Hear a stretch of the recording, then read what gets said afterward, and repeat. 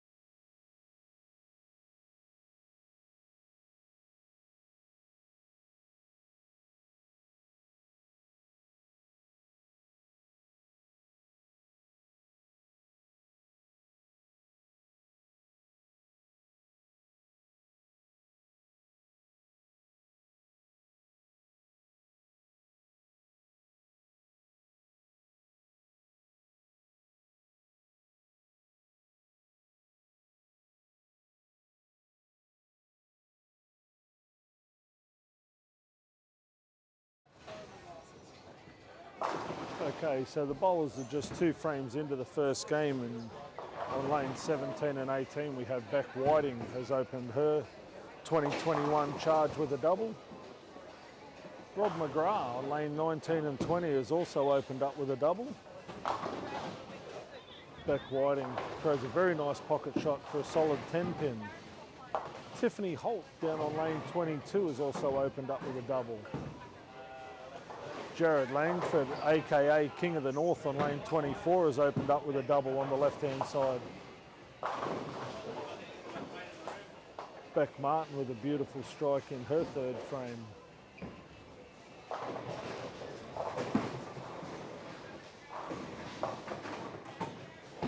Tiffany just slides one through on lane 22 to leave herself a washout.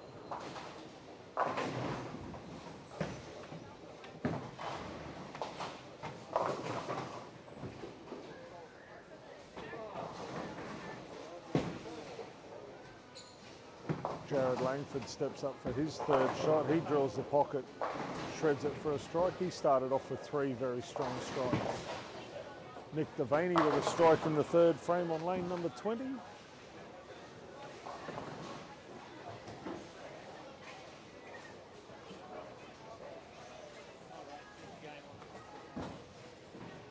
Jesse Ellis and Brendan Muscat are both clean through the first 2. Matt Clay has started off strong with the front 3. Hayden Johansson, after an open first frame, has backed that up with a double. He's settled down into his rhythm. And Callum Bork on lanes 11 and 12 is clean through the first 3 frames.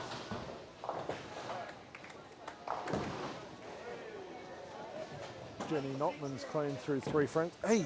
How you going anyway? I am living the dream, Jen. How are you? I'm good. Glad to hear. Nice trip up. Yeah, it was good to get away. Be a lot warmer than home. I know. The last time I came here was 2013 for Nationals. Nationals, yep. That was probably my best tournament ever, so well, why not come again? Why not? Come back and have another go? Change I've gone to gloves instead of my wrist guard just to try something a bit different, but I haven't had the that was happened just before, it was after Queensland Ladies. Yep. So I decided to change. And then we went in lockdown and couldn't practice or anything. Oh, so no. I think I've done it twice. So this is the first decent hit out since no wrist guard. Yeah. Oh, well, I mean, So it was more my wrist that was the problem, but this is keeping it nice and solid. So it's obviously not hurting any, so got a shot there that's come out into the pocket. So see how it goes. that's all that matters. Mr. Borey, what's happening? Struggle through with the approach at the moment, Billy. Sticky or a bit quick? Nah, sticking. I can't get any slide. I was going to say they are a bit tackier than up home, but Yes, they are. you might find that as you travel across, they'll start to even out a little bit. Let's hope. I know during the second squad they were working on the approaches on 9, 10, 11 and 12. Yeah, they were. So maybe, Work in progress. well, yeah, trying to get some sort of normality.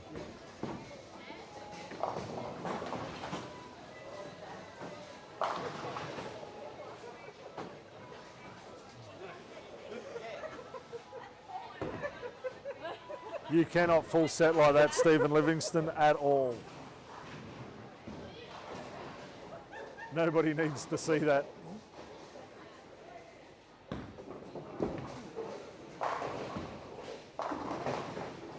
Chloe Jones down on 3 and 4, rolling with some very great shape early on.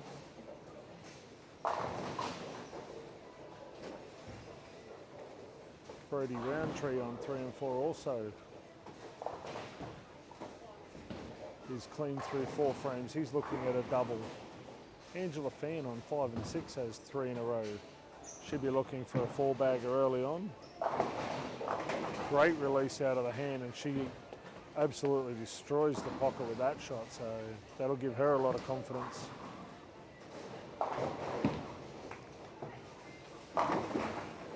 Brody Roundtree doubles up on lane 4.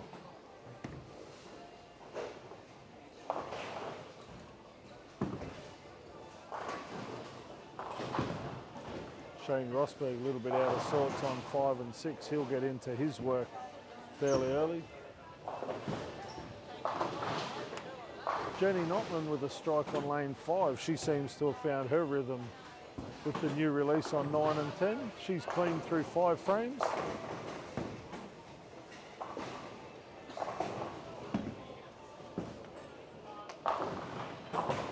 Young Callum Bork on 11 and 12.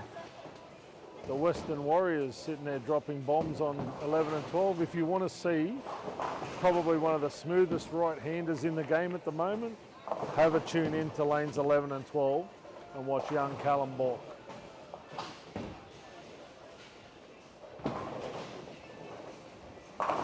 Hayden Johansson with a double of his own in the first game.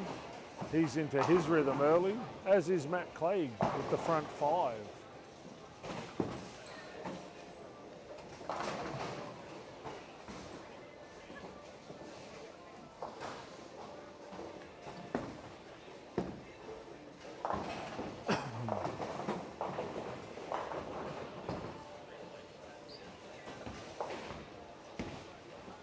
Young Bianca Schimmer down on lanes 9 and 10, off to a fairly solid start. Had a little bit of an open in the third, but she's come back with a double spare. That'll be helping her. Dan Borey also on 9 and 10 has a double working after 4 continuous spares.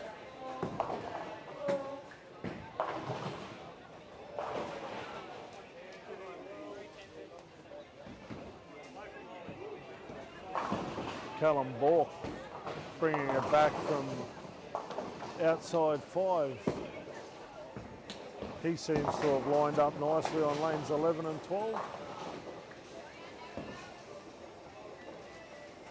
Matt coming off a very good showing on the US tour, where he managed to place quite highly in the US Masters. That'll give him a bit of confidence going into today. Hayden Johansson with 3 in a row on 11 and 12 has settled into his work early on.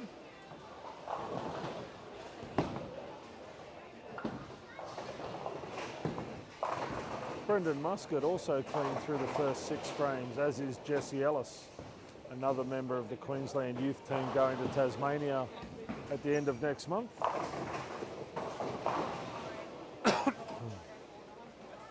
Both bowlers throwing the ball exceptionally well.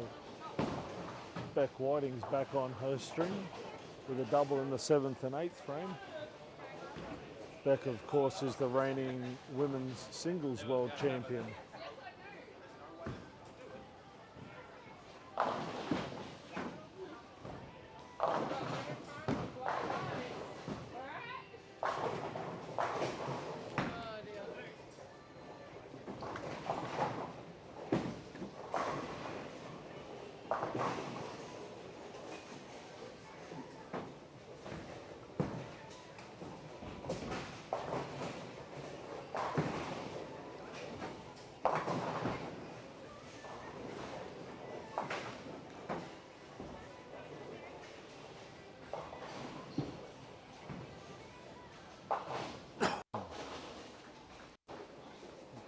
Jared Langford on 23 and 24, working off a 9 spare. He's lined back up on 24 and he's throwing the ball quite well. Try good and oh! Young Jared, Hey Billy. how are you, mate? First game call from. Oh, seems like it's coming off the hand all right. I must admit, I've seen you throw 3 shots and 3 shots have come off the hand all right. Not sure about the 8 and 9 though. The 9 was better, the 8 was horrifying. The 9 was like a halfway there. What's the weapon of choice for the first game? Reality.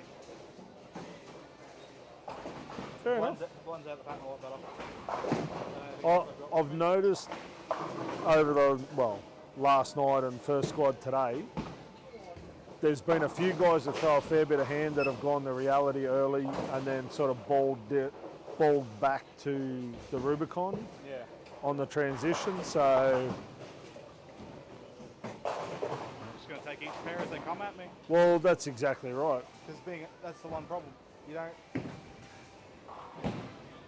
Not a lot of left-handers are going to be bowling where I am. No. So I may get a little bit extra time out of it. Well, fingers crossed. Yeah, hey, if I don't have to change ball, I'm not going. And that's how it should Don't be. make life hard for you. Exactly right.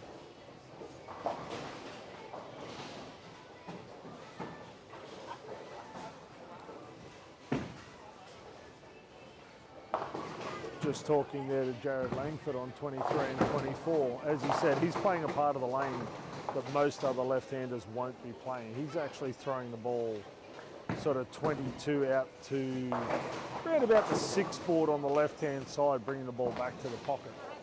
Being a much higher rev rate player, he can afford to do that, and he does it exceptionally well. A lot of the other left-handers in the field are playing a much straighter line, playing out and around that 8 to 9 board mark, bring the ball back to the pocket. Beck Whiting on 17 and 18 is throwing at a possible 227 pace if she can strike.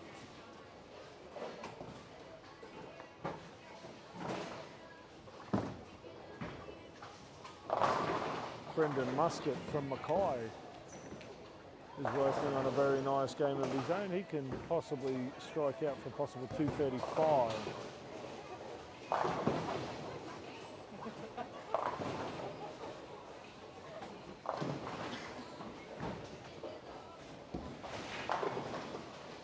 Matt Clegg on 13 and 14 can strike out for a possible 235.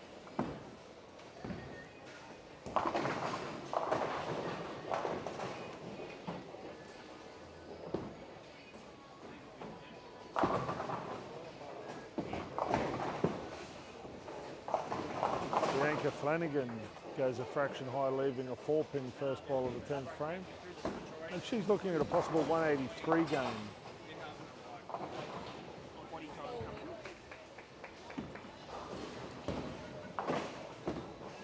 Callum Bork with a 213 first game. Hayden Johansson's looking at a possible 258 if he can strike. on lane number 11.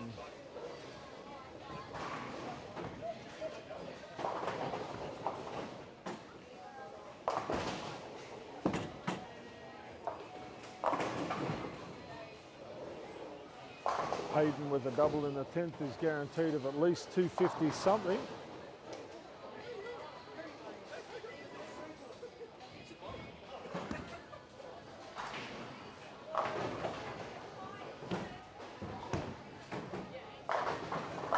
Dan Borey looking good for a 199 game.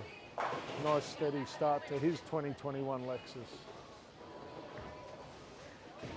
Steve Livingston, the Mayor of Townsville, is a possible 256 game, working on 6 strikes in a row on lanes 5 and 6.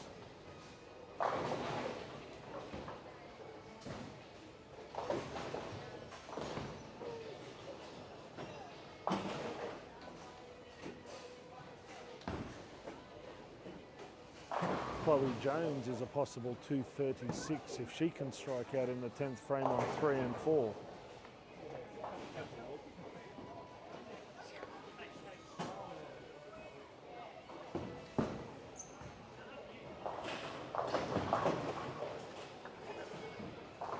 Angela Shimmer, or Angela Fan, on lanes 5 and 6 is a possible 234 also.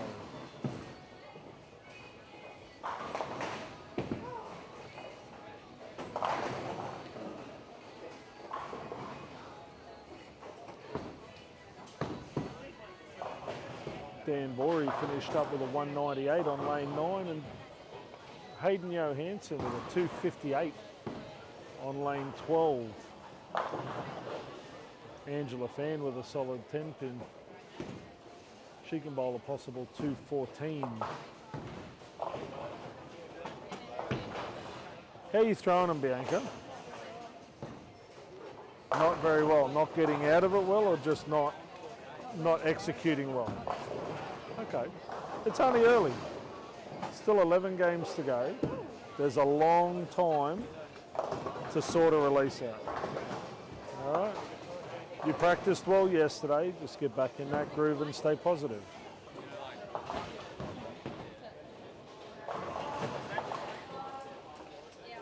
David Hughes on 11 and 12 finished up with a 192 game. It's a nice solid start to his tournament also. Jenny Notman, bearing exceptionally well, starts off with a 184 game.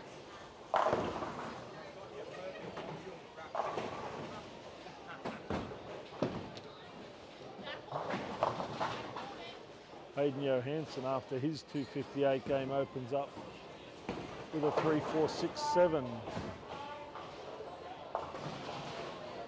221 for Brendan Muscat in game 1.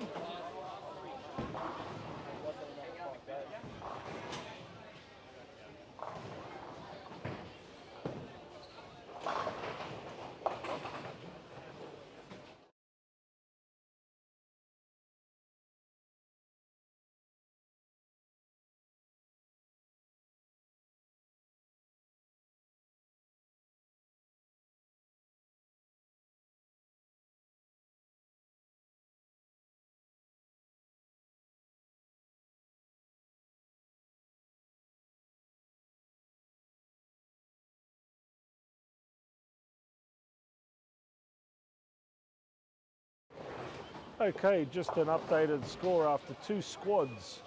In the ladies division, in first place is Emma Walsh with a pinfall of 2.538, an average of 211.5.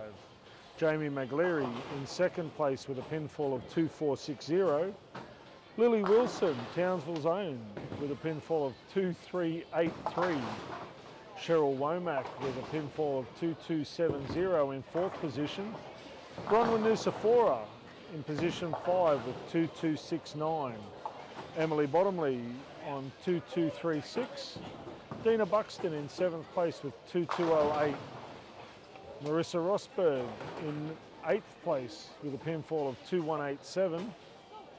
Emily Hinspeter with a pinfall of 2.176.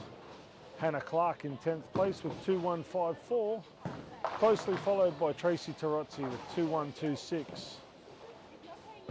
Ellie Bowman in 12th place with 2082, and Nola Findlay in 13th with 2053. Annika Davies on 2020 in 14th place, with Rosalind Davis on 2004 in 15th. Naomi Jordan is in 16th place with 1996. Tamron Christensen in 17th place with 1976.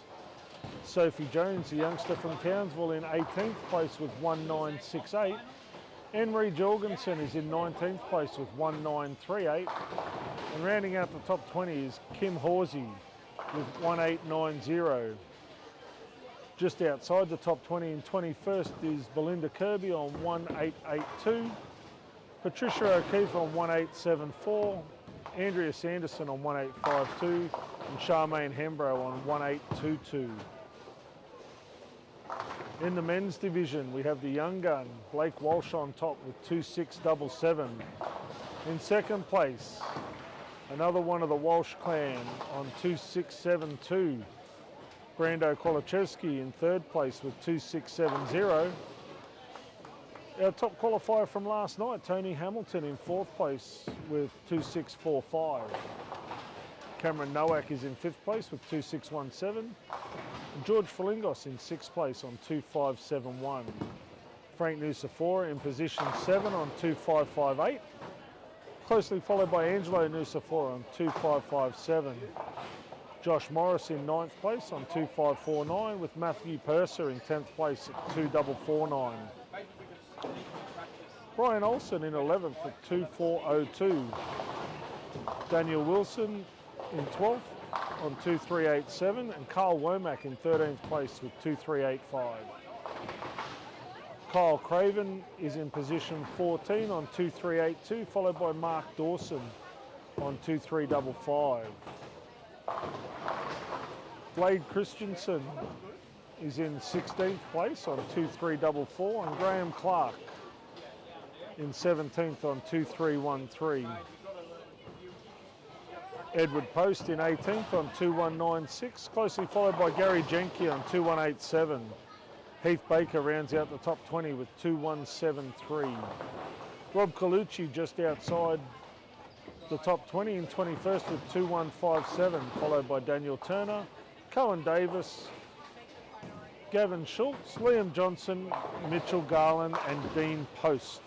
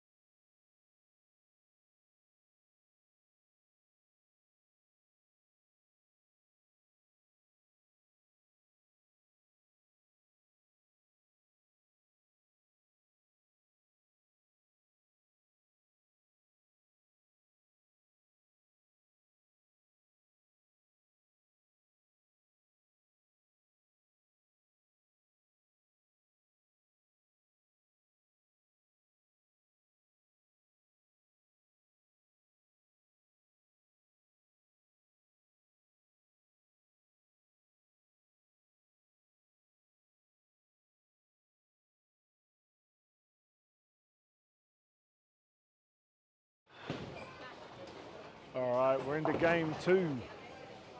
of this, the third squad of qualifying in the Lexus of 2021.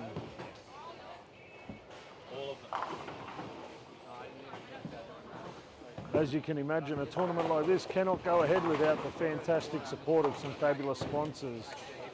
Companies like Campbell's Kitchen Cabinets, Struddy's, CLS Constructions North Queensland, Hodgkinson Accounting, Wildflower Design and Film. They're responsible for all our great live feed. The Digimen for all your digital printing requirements. 10-pin results where you can keep up to date with all the live action and scores from today. And of course our two major sponsors, Townsville 10-pin and Fun Centre, for hosting such a great event, and the wonderful people at Lexus of Townsville. If you are interested in a new vehicle, please go down and see Chris and the team at Lexus of Townsville. Callum Bork on lane 11 has opened up with the front 4 strikes with a 9 spare in the 5th frame. Matt Clegg also working on the front 4 strikes. Bianca Flanagan, after a shaky start with a 9 miss, she's strung 4 together as Matthew Clegg manages to drain the 5th. Brendan Muscat's opened up with a 9 spare 4-bagger of his own.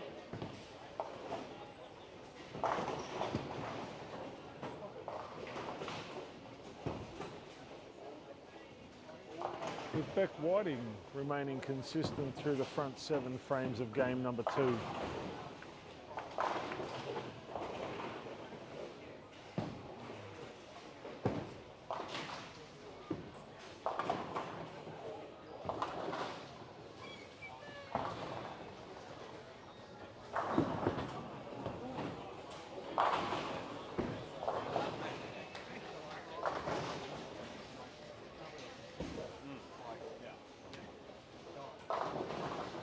Hayden Johansson on 11 and 12 with a 3-bagger of his own after a fairly shaky start to the second game after his 258 first game.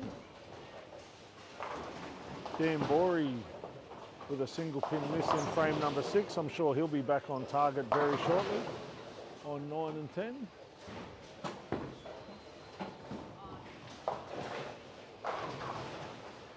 Luke Best is clear through 3 frames of game number 2. As Grace Fay carries a nice light pocket hit on lanes 7 and 8. Brody Roundtree with 3 strikes on lane number 3 and 4.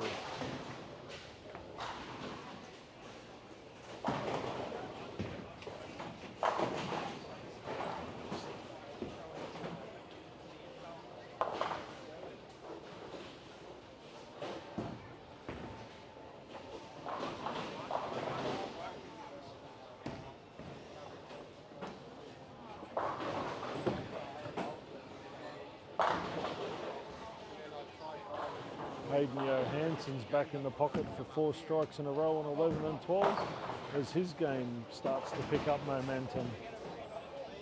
Matt Clegg, after throwing 5 in a row, leaves a solid 10-pin.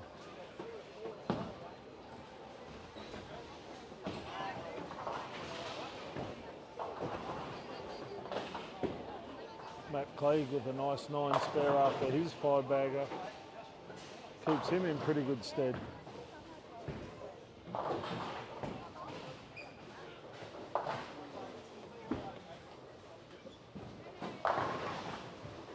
Rochelle Peterson with a strike in frame number 9 of game 2 as Beck Whiting continues her consistent start.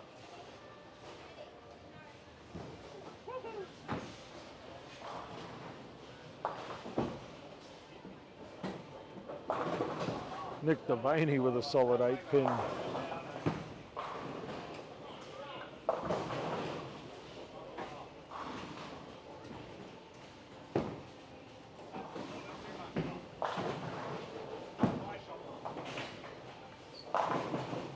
Beck Whiting with Beck Martin with a 9 spare in her 5th frame on 21 and 22.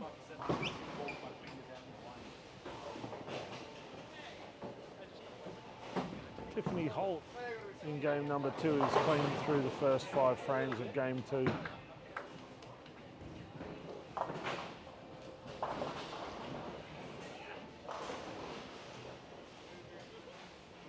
Jared Langford, after an 8 spare in his first frame, has strung 3 in a row as he looks to build on his solid start in game 1.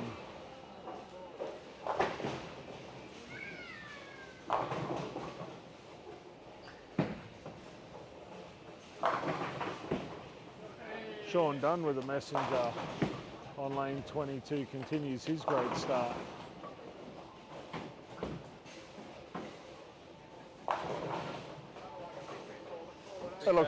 They look pretty impressive there, Mr. Dunn.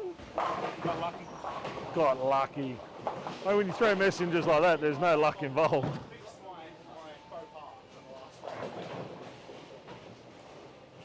Fixed my faux pas in the last round. Well, they're all the same on the scoreboard. You don't get extra style points, I know. which I think should've is a rip-off. I should have got more style points from my head pin banana. I even came back and I think there should be style points. The worse you throw it and the better you carry, the more pins you should get. a 50 pin strike. Yeah. Banana. Oh yeah, all right. 2 pin strikes worth 40. I think if you can get a back door on someone, that's like 70. There we go. If World Bowling's listening to this and they want a new scoring system, just come and see Jared or I. Yeah. We'll set you up. We got a fair idea of what's good. Sean Dunn with a solid 10 pin on 21, unable to kick it out after very solid pocket shot. Tiffany Holt still very clean through the front 6 frames of game number 2.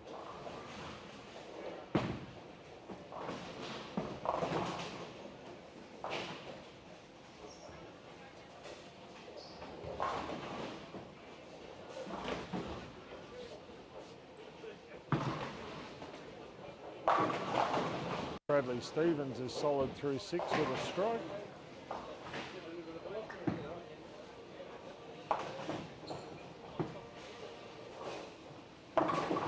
Ooh, Jared goes way through the nose for a 5 count.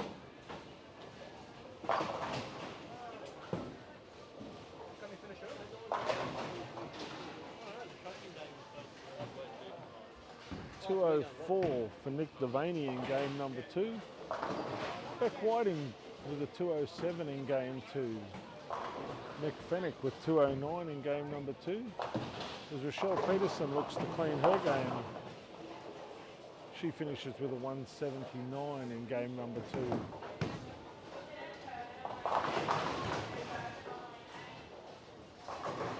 Brendan Muscat on 15 and 16 is throwing at a possible 269 pace and seems to be doing quite comfortably.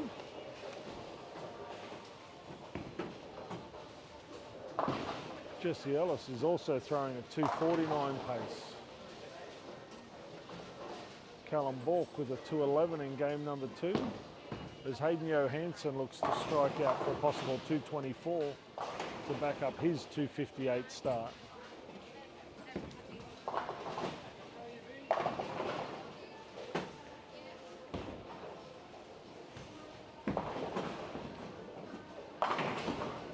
Hayden carries the second in the 10th.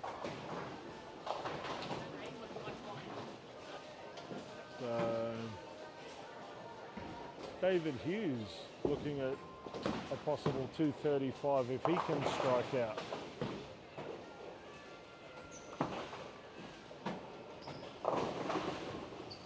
Oh, he goes light, leaves himself an 8-10 on lanes 11 and 12. Dan Borey looking at a possible 205 if he can strike out in the 10th. Unfortunately, he throws a 2-8 in the second ball of the 10th, so he'll finish up with a 193 game. Hayden Johansson finishes up with a 223, giving him a 481 opening block.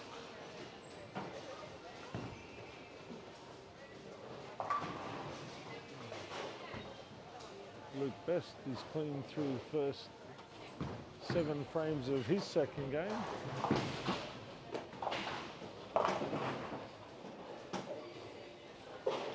Brody Roundtree after a split in the first frame has been solid for the next 7 frames.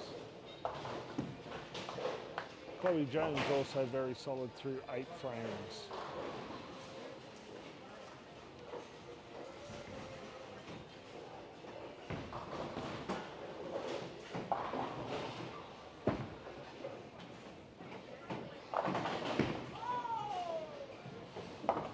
Jenny Notman almost 5-7-10 the 10th frame.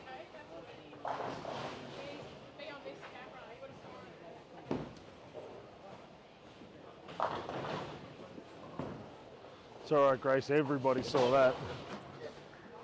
I can't tell if I'm definitely going to work. There was 2 left here in practice yesterday.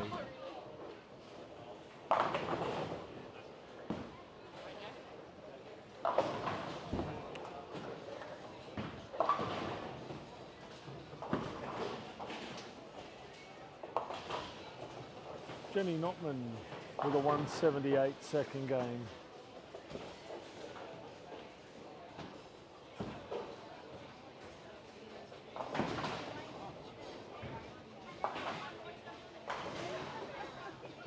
Angela Fan is solid through the front 7.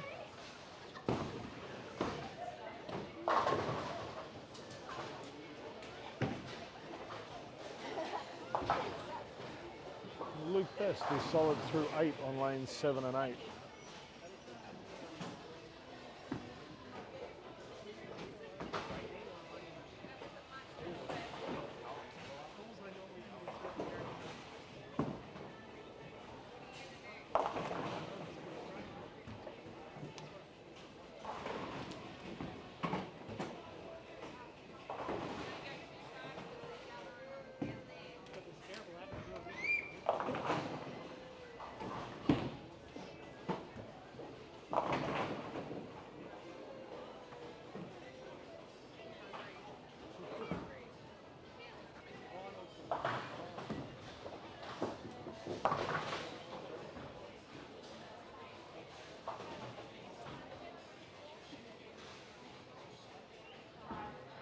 Throwing them well. Open both 10. I was going to say, considering you've opened both 10 frames, Plus 20. All right. not a bad start. Yeah. I mean, something to build on anyway. Exactly. Oh, the last shot through was all right, but You obviously- seem to be playing a little wider than most of the right-handers. Why is that? I just think it gives me a little more inside if I miss left. Okay. You're not worried that if you do miss left that it is going to pick the dry up early? I've done it twice on this lane and just sat both times. Okay. So I've been, and worst case, I'm 4-pinning at the moment. All my misses have been when I get to the right too quickly and then it overreads back. Yep. That's been my major Okay. miss.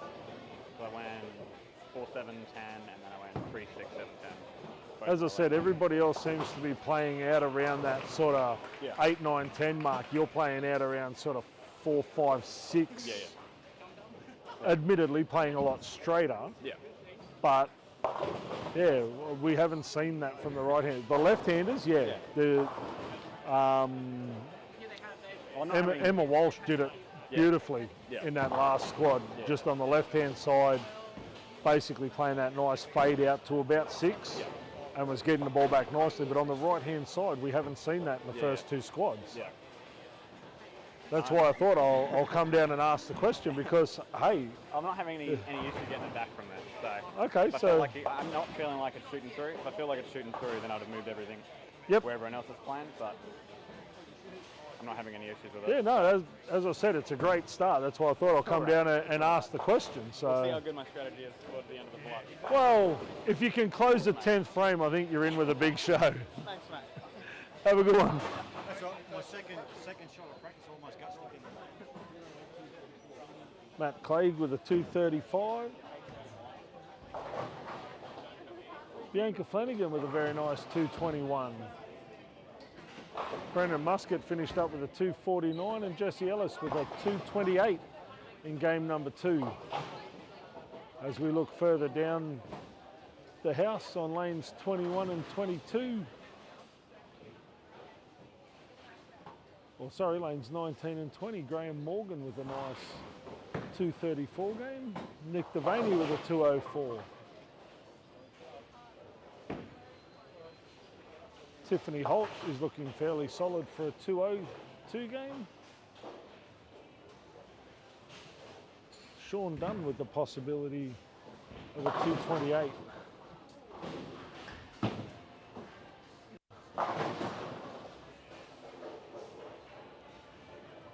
Jared Langford with a 183 game too, after an uncharacteristic single pin miss and then a 4-6-7 split.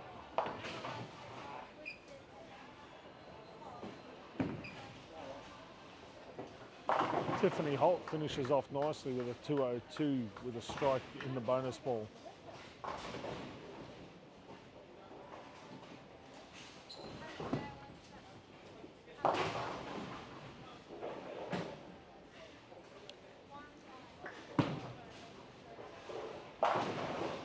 Sean Dunn with a double in the 10th sets himself up for a 228 finish in game number 2. And Tiffany Holt with a nice clean 202 game for her second.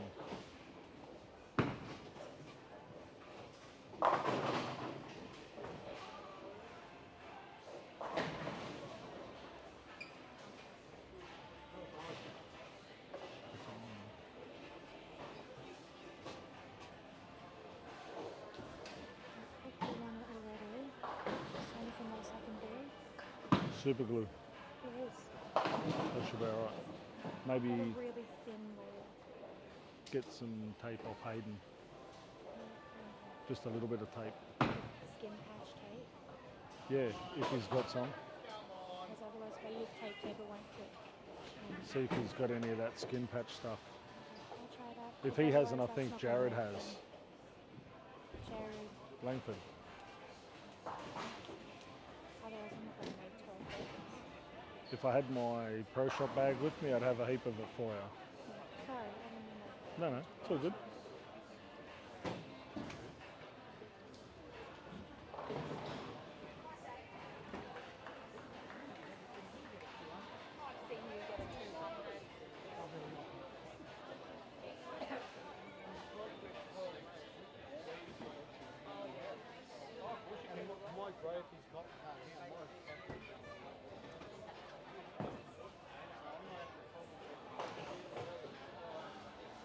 That brings us to the end of the first block of C Squad. Once again, massive shout out to our sponsors this year, Campbell's Kitchen Cabinets, Struddy's Sportswear and Apparel, CLS Constructions North Queensland, Hodgkinson Accounting, Wildflower Photography and Film. Wildflower is responsible for all our live streams happening throughout the weekend and our audio equipment, so a massive shout out to them. The Digimen for all your digital printing requirements. 10-pin results so you can keep up to date with your favourite players and all the action from today's qualifying squads. And our two major sponsors, Townsville 10-pin and Fun Centre. Great venue hosting a great tournament, and the marvellous people at Lexus of Townsville. For those of you looking at a great driving experience, head down and see Chris and the team at Lexus of Townsville.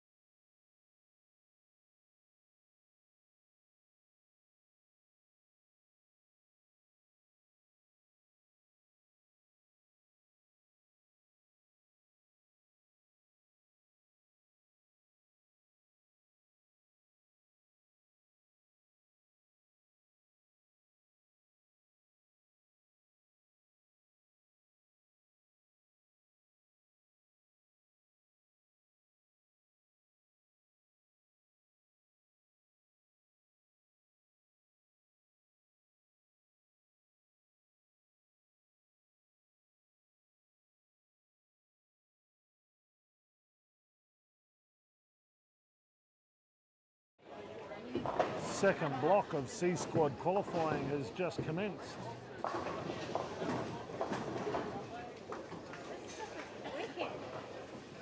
On lanes 11 and 12, we have Brendan Muscat has opened up with a double.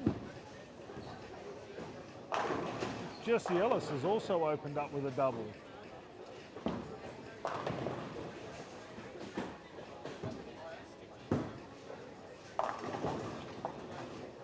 Hayden Johansson on 15 and 16 has continued his great run with a double to start his third game.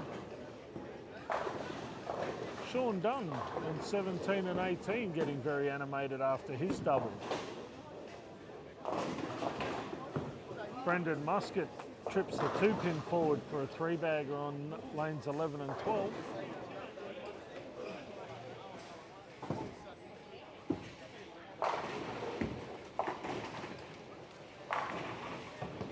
Nice shot there from Luke Best after a 7 spare, giving him a double.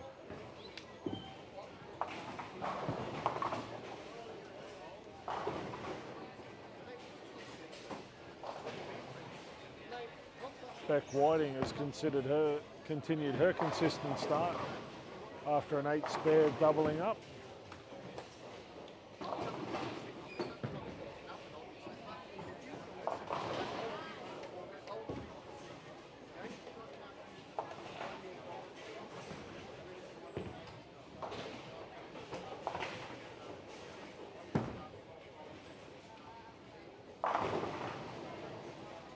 Oh, Mick Fennick wobbles the 7-pin on 13 after an absolute smacker of a shot.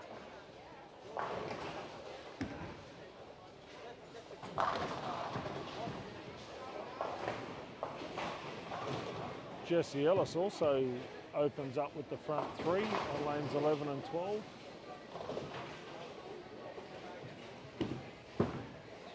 Dan Borey, after opening up with a double, has left a 10-pin on lanes 5 and 6.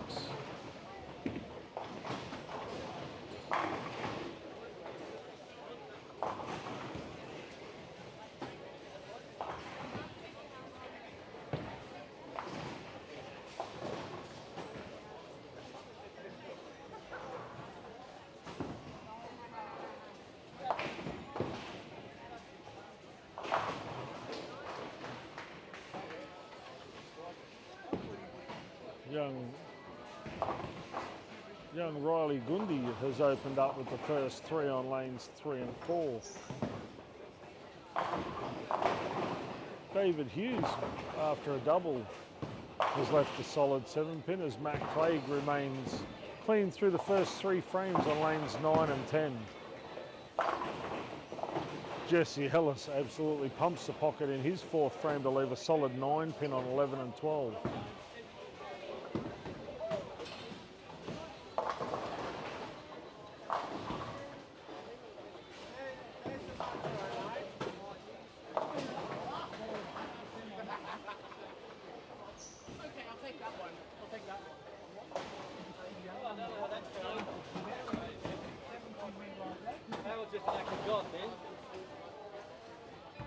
Hayden Johansson with the front 4 on lanes 15 and 16 is continuing his great start.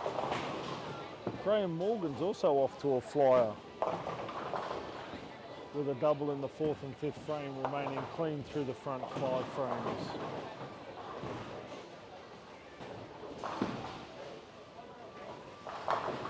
Hayden Johansson's up on 15 and 16, looking at the front 5.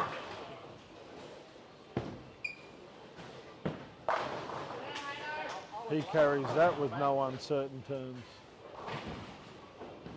Simon Kirby solid through the first 3 with a 9 spare double. Chloe James is also clean through the first 5. Beck Whiting solid through the front 5 with a strike in the 5th frame.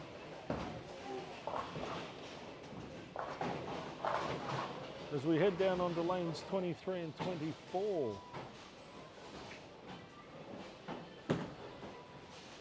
We have Angela Fan solid through the first 3 frames.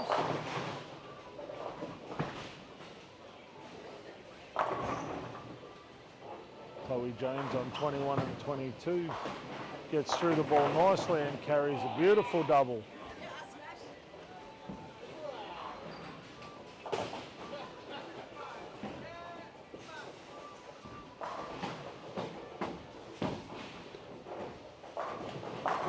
Beck Whiting also doubles up in frames 5 and 6.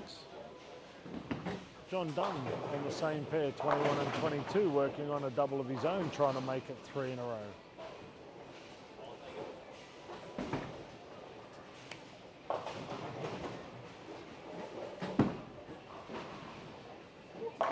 John Dunn with a great shot, giving him 3 strikes in a row on 21 and 22.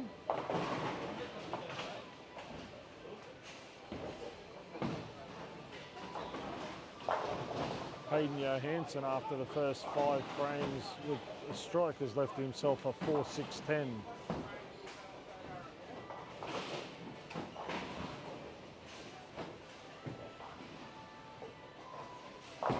Chloe Jones with 3 in a row on 21 and 22. She's made the adjustment on the left-hand lane and is off to a great start of game number 3. Nick Devaney, the left-hander that wants to be right-handed, crossing over the last 2 shots to carry one of them.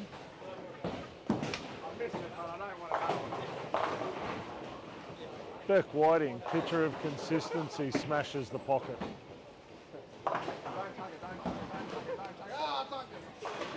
Angela Fan solid through 4 frames on 23 and 24.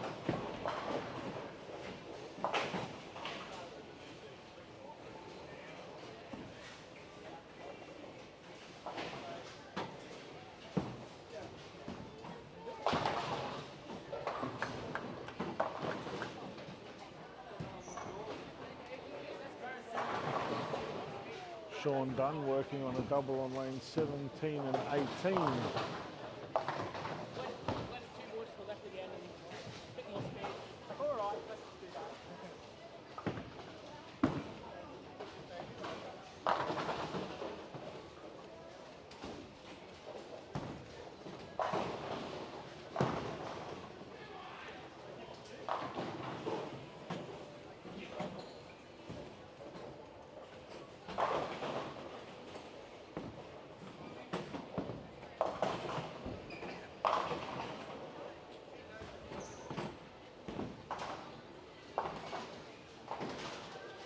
Brendan Muscat solid through 6 on lanes 11 and 12.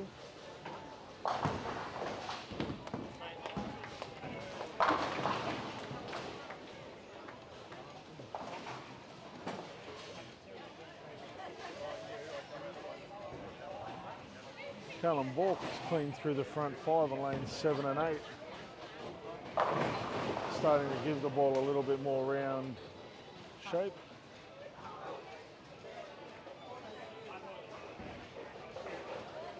Jared Langford's lined back up on lanes 5 and 6, and Dan Borey is off to a great start. Jenny Notman solid through 6 frames. Tiffany Holt with 2 uncharacteristic open frames on lanes 3 and 4.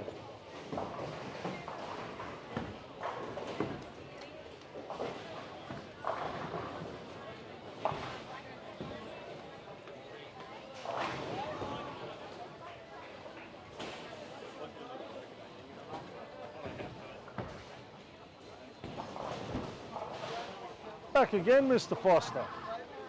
You must love the place. I do.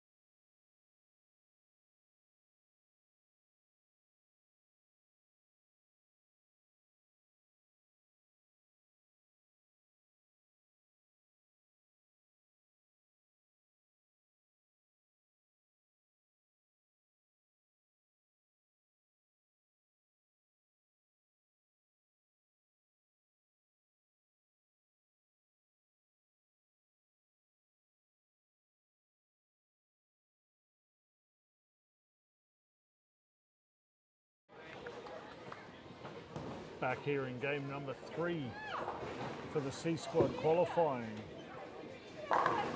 Hayden Johansson has kept his run going with a 2:09 game. Graham Morgan is also on a great run of games.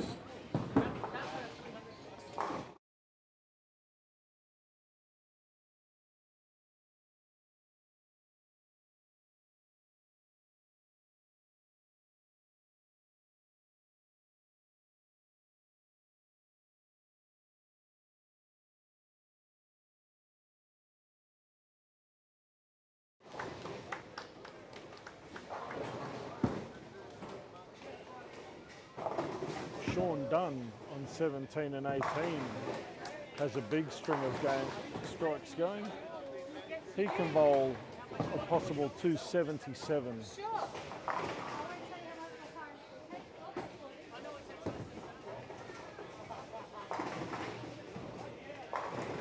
Luke Best with a strike first ball of the 10th can bowl a possible 209.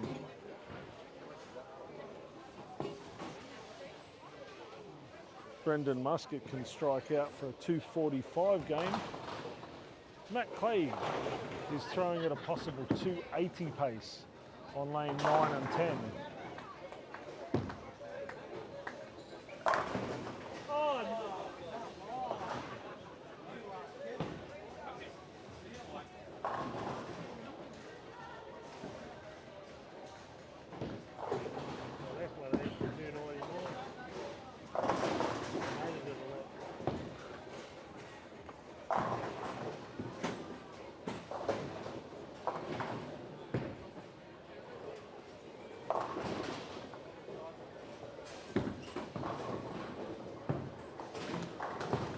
.235 for Brendan Muscat on lanes 11 and 12.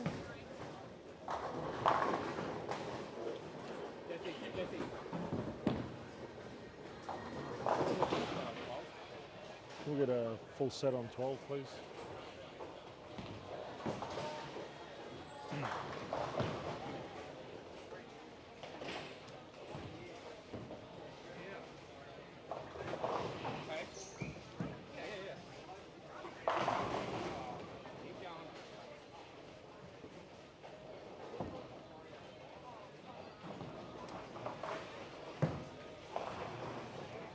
Dan Borey down on 5 and 6 with a possible 226 game. As Tiffany Holt looks to spare her 10th frame for a 190 game.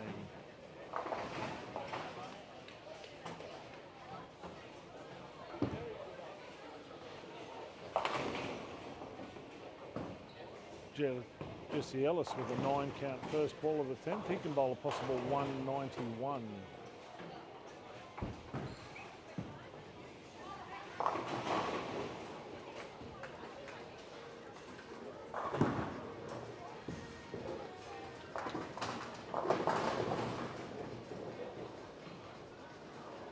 Callum Bork on 7 and 8 with a nice pocket strike. And Matt Clay gets up there and drains the first ball of the 10th frame on 9 and 10.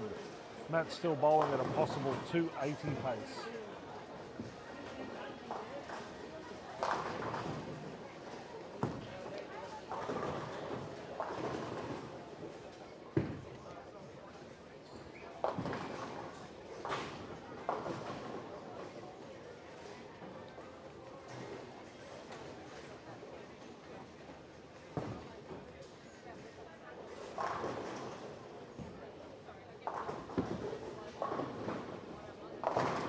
Matt gets the ball in the oil and slides one through to carry. Magic, mate.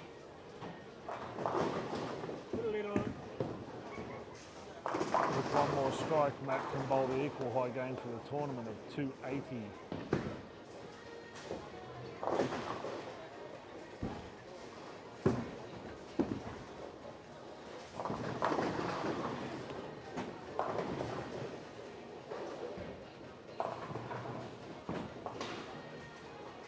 Jenny Notman down on 5 and 6 with a strike first ball of the 10th can bowl a possible 203 game and keep her consistent start of the day intact. Matt Clay with a soft 10 on the bonus ball for a 279 game on lane 9 and 10. Not bad. It's not Great. big after the 11, eh? Great game for Matthew. Great game. Great game. Jenny Notman doubles up in the 10th frame to give herself a great chance at 2-0. Callum Bork unable to strike first ball of the 10th frame. He can throw a possible 204.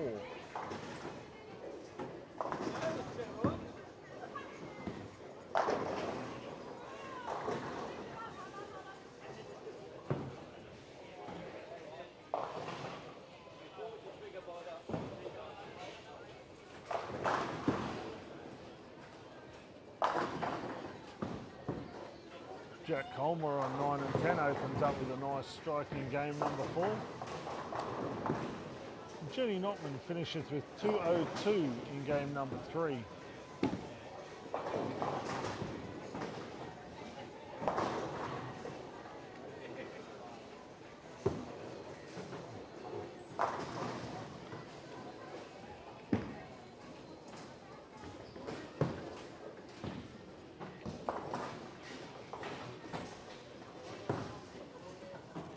Graham Morgan on lanes 15 and 16 has opened up with the first 3 strikes of game number 4.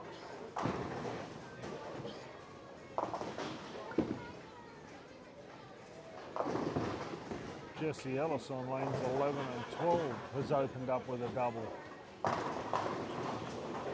Dan Borey starts game number 4 with a strike.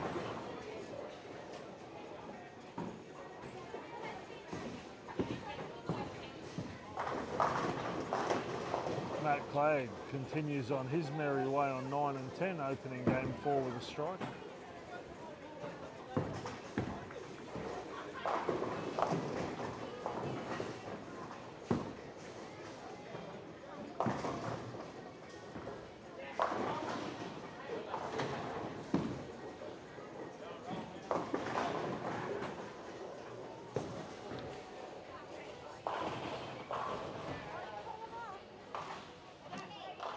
Hayden Johansson, after a ball change, doubles up in frames 3 and 4. Graham Morgan's continued his strong start to game 4 with a 4-bagger.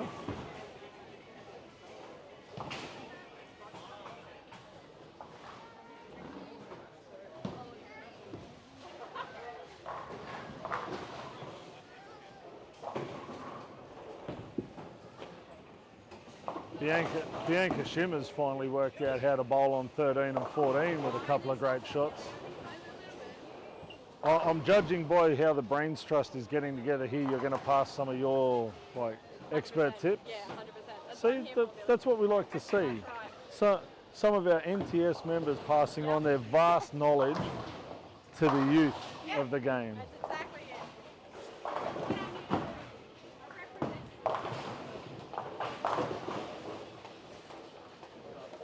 Sean Dunn and Beck Martin have both started game 4 with a strike, as has Bianca Flanagan.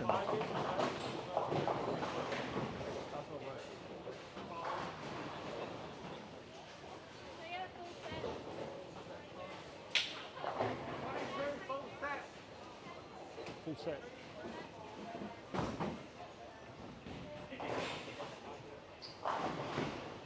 Nick Devaney down on 23 and 24 with a 191 game.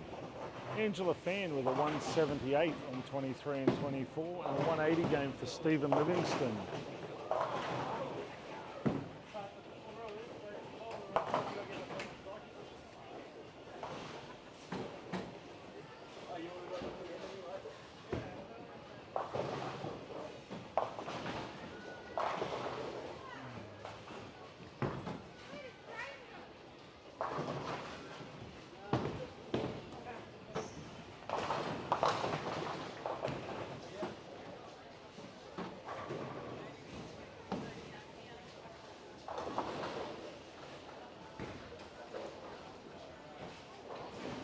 Jesse Ellis has opened game number 4 with the front 3. Nice solid start for him. Matt Clagg's picked up where he left off, opening up game number 4 with a double.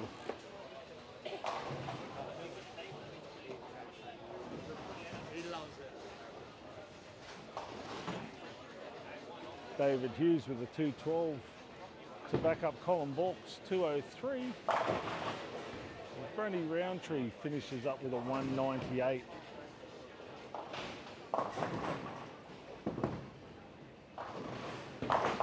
Matt Clegg continues on his merry way with a 3-bagger. Callum Bork has made a ball change and starts his 4th game with a strike.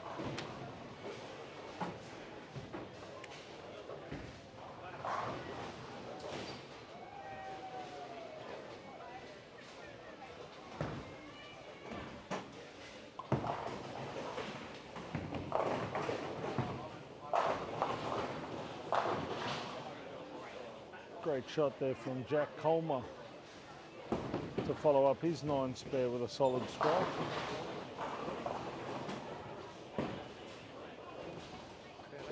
Matt Clegg is lining up on lane 9 and 10 for the front 4. Shane Rosberg whiffed one a little wide for his 5 count on lane number 10. Jesse Ellis with a great shot in the 5th frame to open his account with the front 5.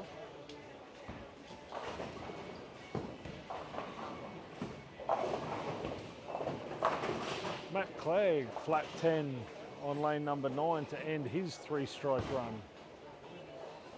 Just recapping, there is a bonus $500 in the kitty for the first 300 game, bumping the prize pool up to $1,500.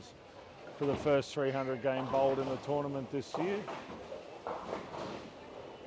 None of that would be possible without the great support of Townsville 10-Pin and Fun Centre. Our other great sponsors are Campbell's Kitchen Cabinets, Struddy's Sportswear and Apparel, CLS Constructions North Queensland, Hodgkinson Accounting, Wildflower Photo and Film. They're responsible for the great live feeds that you guys are all enjoying at home at the moment. We also have the Digimen for all your digital print requirements here in Townsville, and 10-Pin Results, where you can follow all the action from your favourite athlete this weekend. And of course our major sponsor, Lexus of Townsville. If you're in the market for a new car, please go and see Chris and the team at Lexus of Townsville. No idea.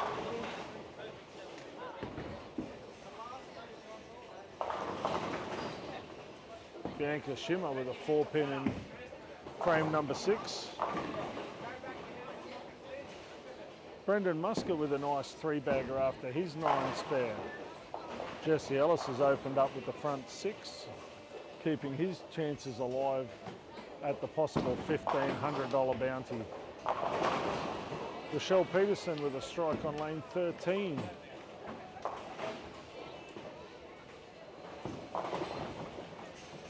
Callum Bork shreds a rack on lane number 8 for a 3-bagger.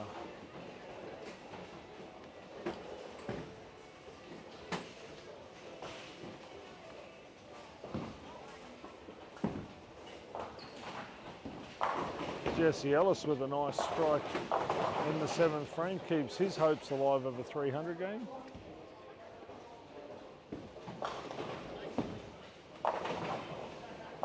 Graham Morgan with an absolute unlucky break, leaving a solid 10-pin.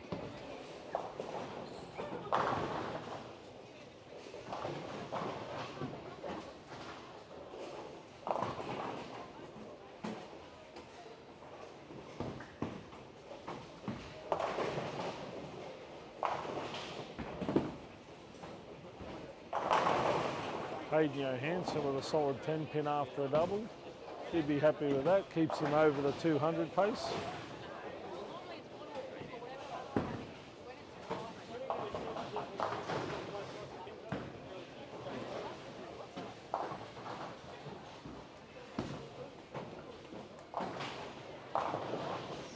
Beck Martin with a beautiful strike in the 5th frame, keeps her clean through 5 frames.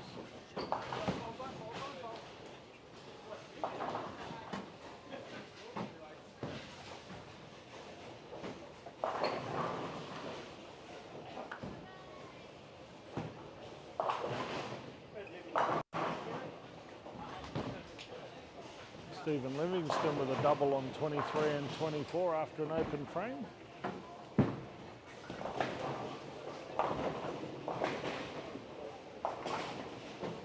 There's Beck Whiting doubles in the 7th and 8th frame.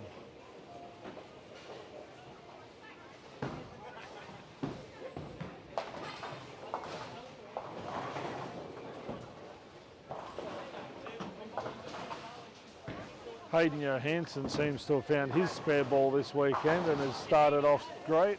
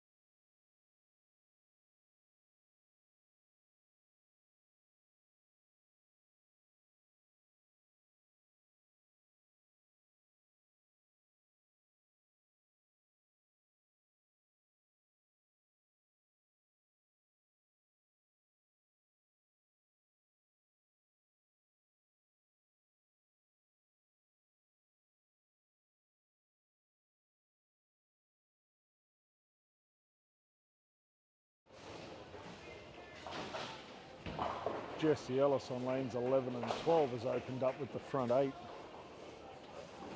He's called for a re-rack as there was no 2-pin in the deck. And I've had the privilege of taking Jesse away the last couple of years with the Queensland youth team, and he's a pretty cool character, doesn't show a lot of emotion on the lanes. I'm sure his heart's racing at the moment, but he will just get up there and execute another sensational shot. Jesse got through that one, threw it a little wider than the last one, and unfortunately just trips out the 10. Oh no, he's carried the 10 with a very slow messenger. Awesome shot there for Jesse. That messenger that he just bowled on lane 12 was about as cool, calm and collected as he is. Wasn't in a hurry, but always guaranteed he was going to get the job done.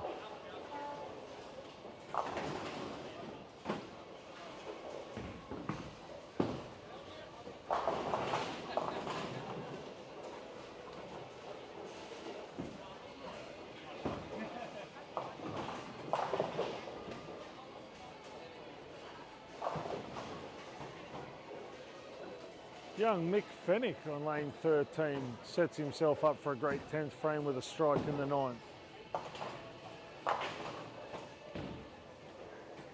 Graham Morgan on 15 and 16 with a nice 230 game, and Hayden Johansson once again with a 213 game.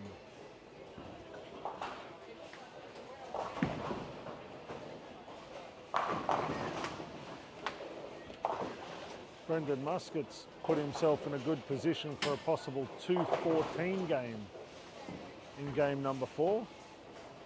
As Bianca Schimmer spares the washout on lanes 13 and 14.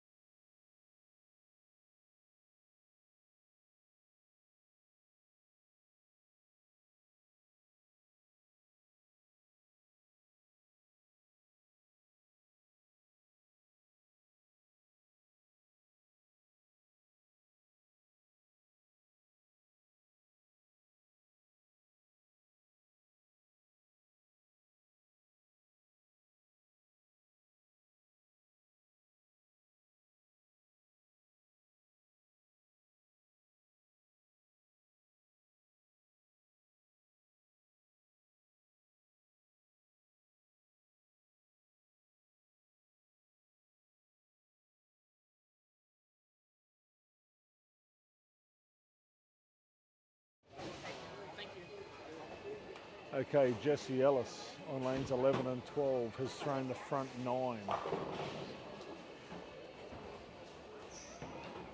Jesse steps up. He's played the oil nicely, gets the hold and throws the front 10. Great shot there from Jesse Ellis.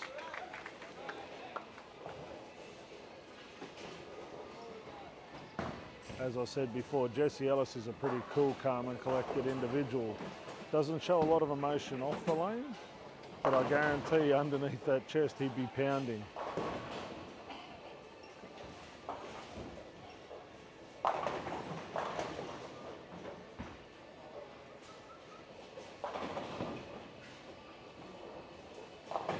Jesse very methodical with his setup. Steps up on lane 11.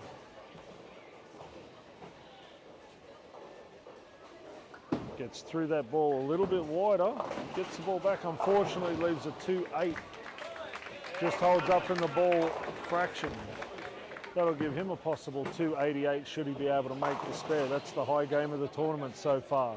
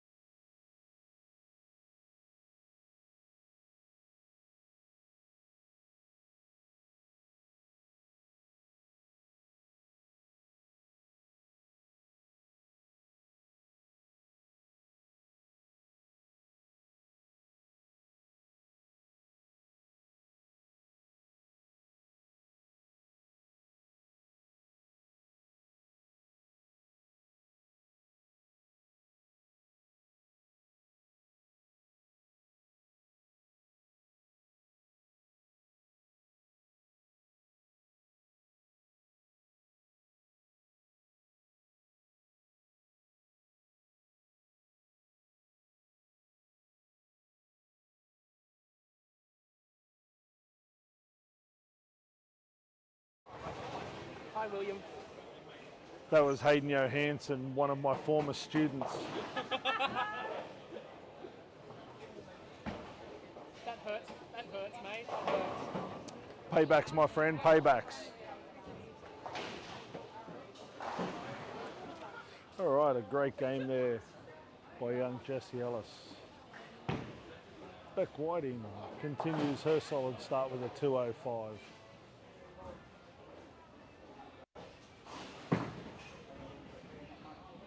Angela Fan with a possible 236 finish.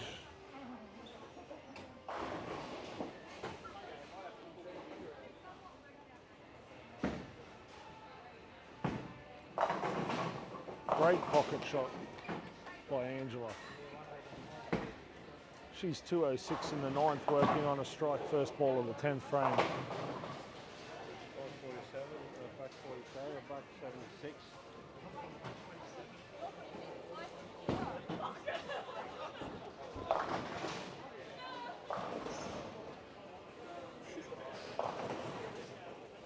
Great 267 game by Beck Martin. Straight up.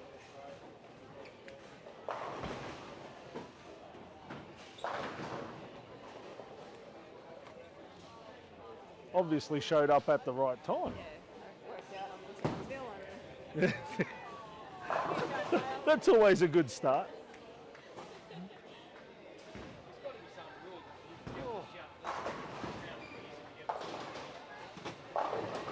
Nice game, Jess.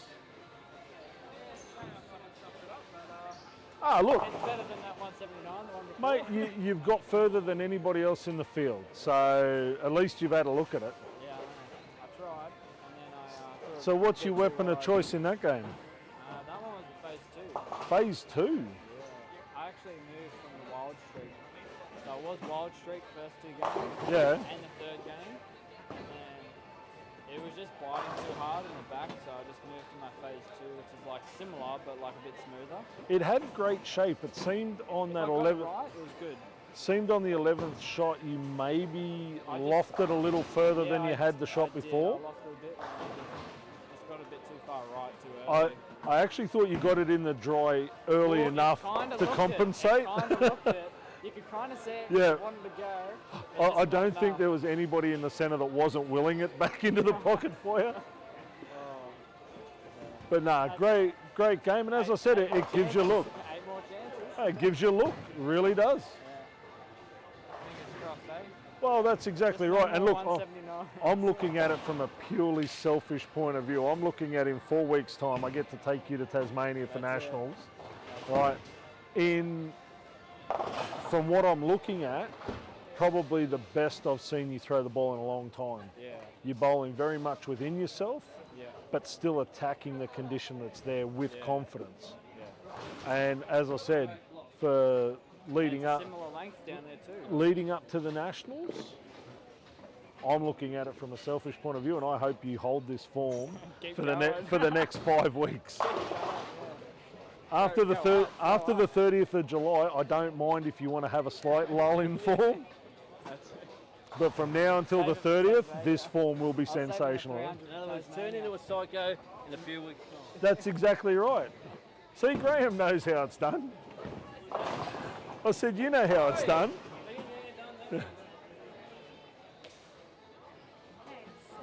Jack Cole. Hello, former student. Jack Colmer with a very nice 247 game. Matt Clay continues his streak of 200s with a 228. Callum Bork, the master from the west, with a 264. 235 for Brodie Roundtree and a 204 from David Hughes. Jared Langford pulled himself out of a hole with a 224 game. Jenny Notman with a 204 and Dan Borey on 5 and 6 with a 208. Riley Gundy with a 223 and Tiffany Holt with a very nice 222.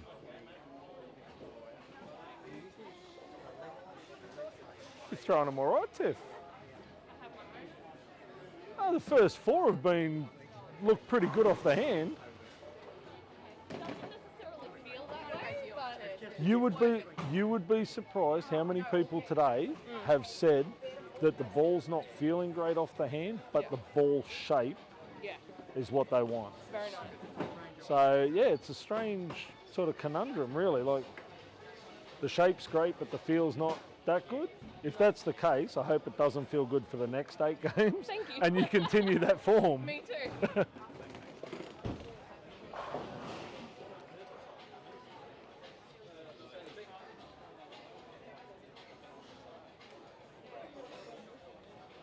Once we get the scores put into the computer system, I will give you an updated standing after 4 games of C Squad in the qualifying for the 2021 Lexus Open. coming to you live from Townsville 10 Pin and Fun Centre.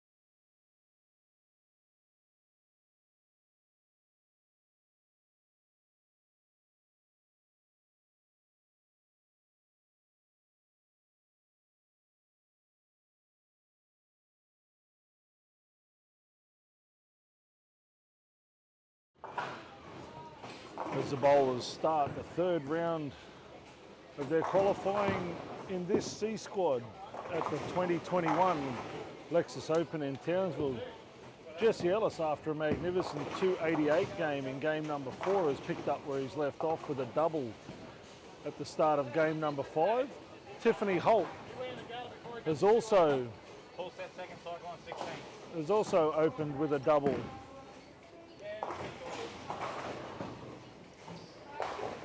Simon Kirby with a strike on the first ball of his game on lanes 15 and 16.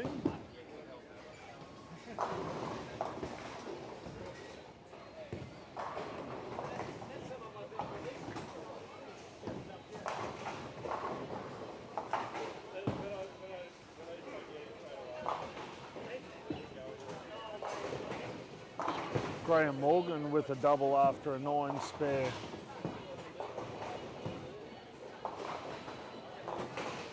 Brendan Muscat bowling with Jesse Ellis is solid through the first 3 frames on lanes 7 and 8. Jared Langford just trying to find his radar on lanes 9 and 10.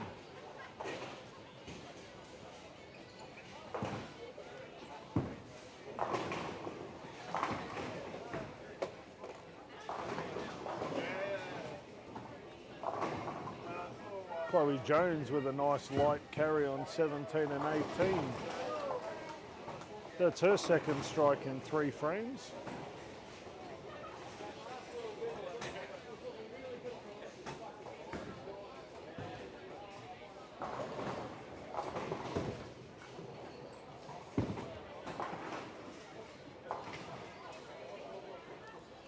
I'd just like to give a special shout out to the sponsors of the event this weekend.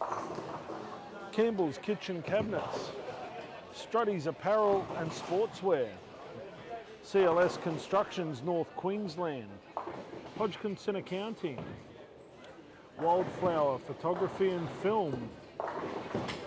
Wildflower is responsible for the great live streams that you guys are enjoying at home at the moment. The Digimen for all your digital media requirements throughout Townsville and North Queensland. 10-pin results. Those people that are chasing their favourite athlete this weekend, you'll find all the results on 10-pin results. The amazing people at Townsville 10-pin and Fun Centre for hosting such a magnificent tournament. And of course our major sponsor, Lexus of Townsville.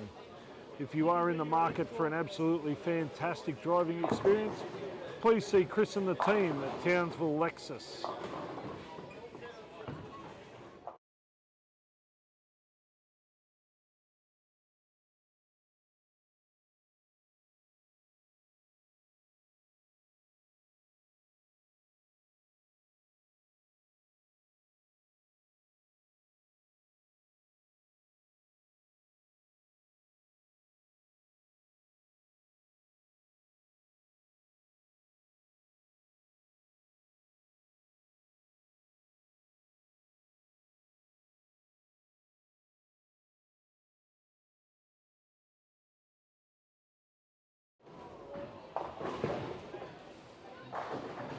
Jesse Ellis on lanes 7 and 8 is off again, opening up with the first 4 strikes.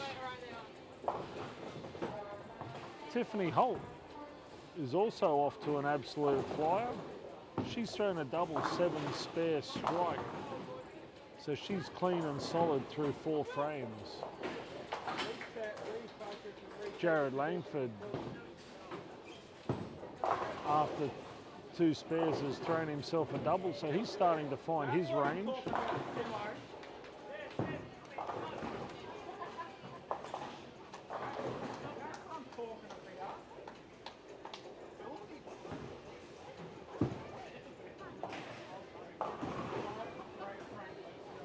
Angela Fan up on 19 and 20 is clean through the first 4 frames.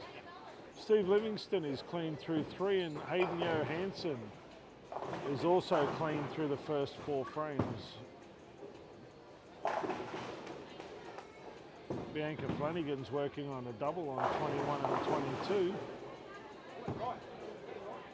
As Sean Dunn fires in a double of his own, as does Beck Martin on 13 and 14. Jared Langford's definitely found his range at the moment with 3 strikes in a row on 9 and 10, and this could turn out to be something huge. Jesse Ellis is off again, throwing the front 5. I don't think we've seen the end of this young man either. Callum Balk down on 3 and 4 with a beautiful strike.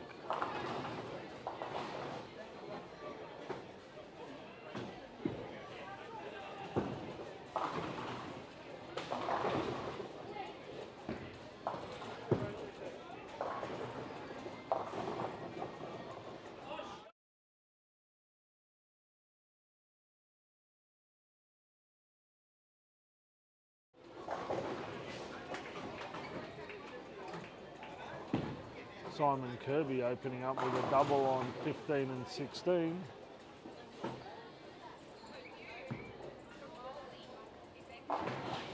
Jared Langford's in again for 4 strikes in a row on 9 and 10.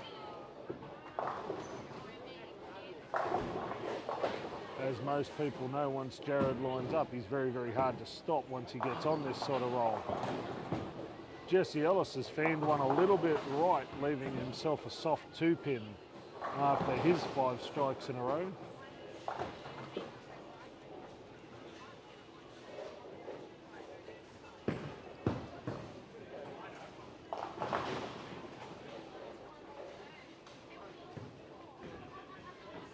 Hayden Johansson with the spare, keeping him clean through 5 frames, as Stephen Livingston looks to work on a double.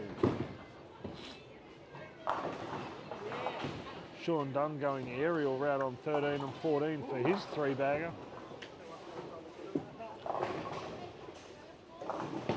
Stephen Livingston on 19 and 20 was successful with his double conversion.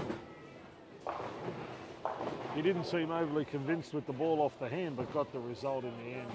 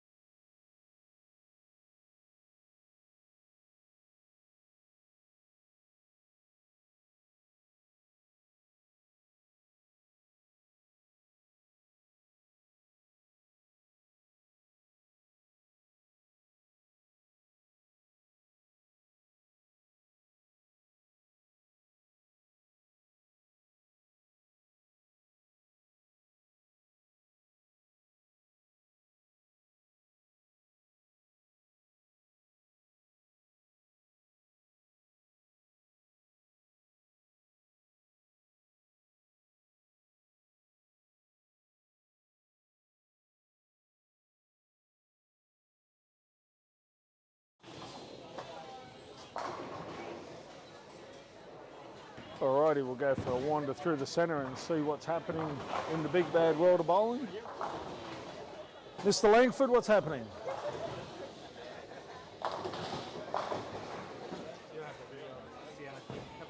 Nice job, Junior.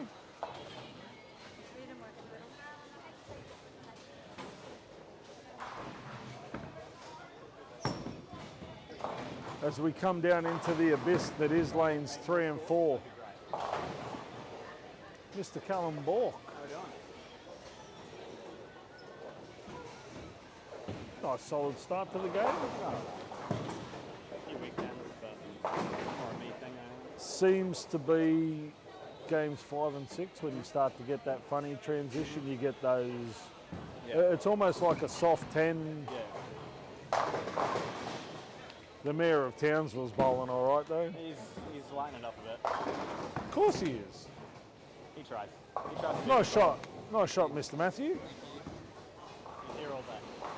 For those of you that are unaware of who the mayor of Townsville is, that's Matthew Clagg. Also known as Madamus Eurythanius.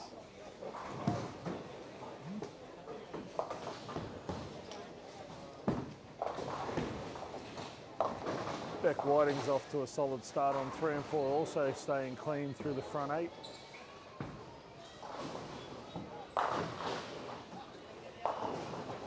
Beck's playing a lot straighter than most of the players here, and she's got absolutely great ball shape.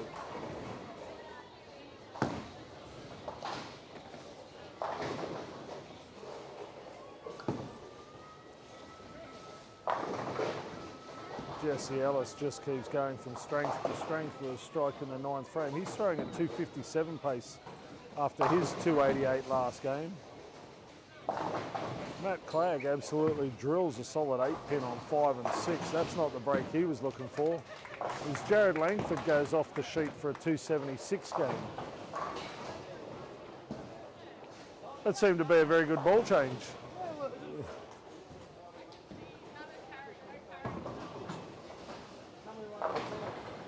Graham Morgan continues on his merry way with a 248 game on lanes 11 and 12.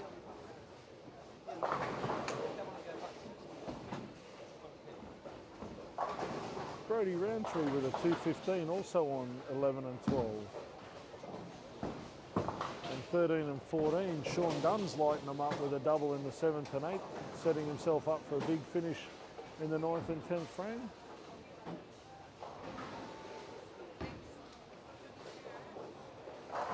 Simon Kirby with a solid start to his 5th game, and Luke Best working on a double on 15 and 16.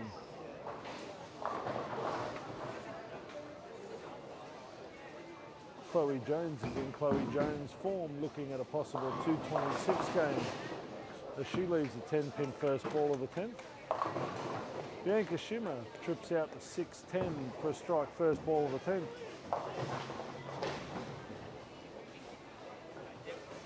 Angela Schimmer's solid through 9 frames. Stephen Livingston is throwing his hat in the ring for a good game, and he can punch out for a possible 249. Hayden Johansson solid through 8 frames. He's working on a strike going into the 9th.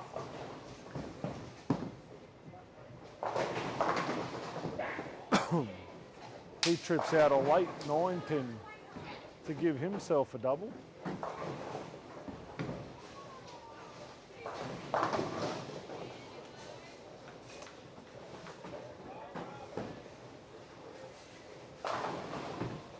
Jenny Notman down on 23 and 24 with a stunning 278 game after she opened up with the front 6. Sensational game there, Miss Notman. That's fine. Oh, you go all right, eh? After all these games before.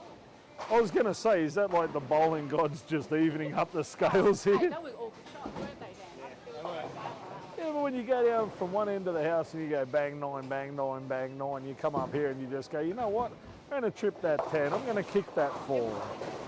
Dan and I were both going like at the front 5, and we just felt like, oh yeah, let's keep going, Why not? So I just wonder whether you got to, if you'd have both bowled 300, do you have to split the 1500, or is it 1500 each? If we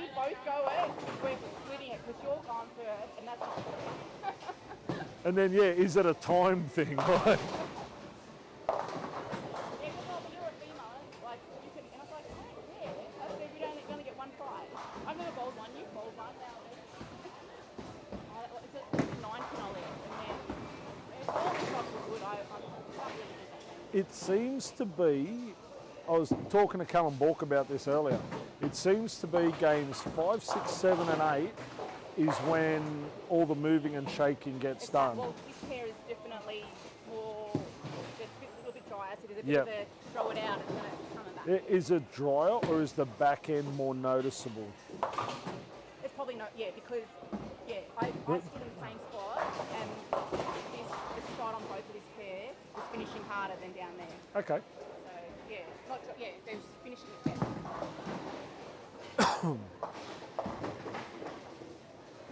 So there you go, just chatting to Jenny Notman there about what she's found from the lower end of the house to the higher end of the house. Seems to be 23 and 24. The back end's playing a little more aggressive, which gives players a little bit more of a look and a little bit more freedom to let the ball swing.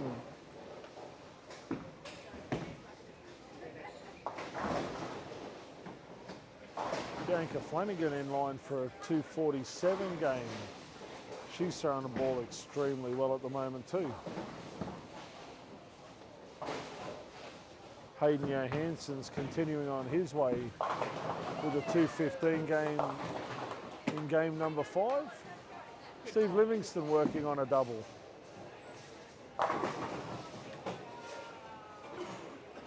So Hayden, what did you go back to, the inside? Inside, yeah.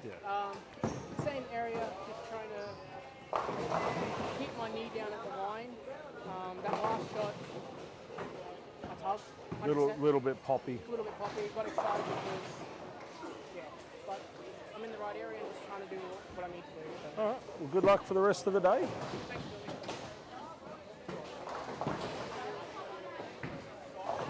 Billy. Luke Best with a double in the 8th and 9th. Come on, Brad. 3 big strikes, mate.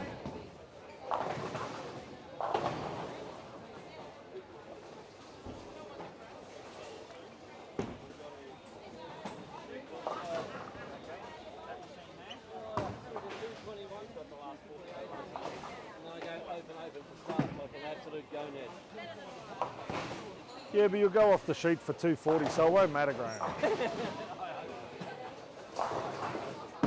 Like John Daly said, you just grip it and rip it. Oop, sorry.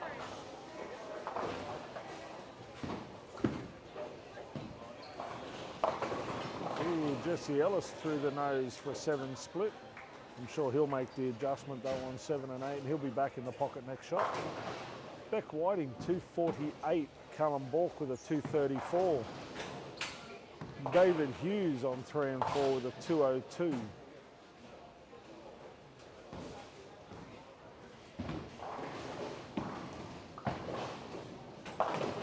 Matt Flagg with a solid 4 pin. He'll throw 194.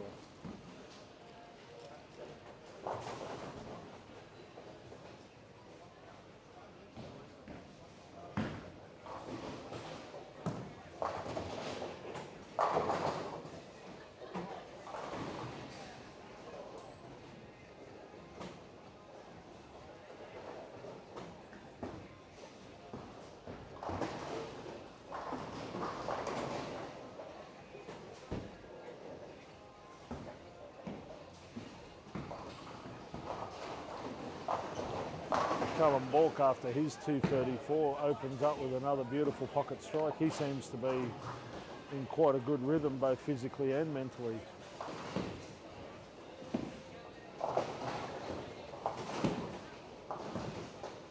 Beck Whiting also continuing her amazing string of strikes with a strike first ball of the team. What ball's that? Strata. The new Strata? Strata. Yeah.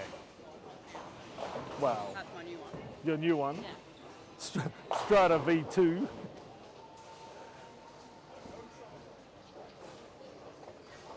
I have seen a couple of these track Stratas getting around the traps, and they are a very, very good ball, especially when the lanes are a little bit sort of greasy, almost soupy through the middle of the lane. They do tend to pick up through the oil quite well.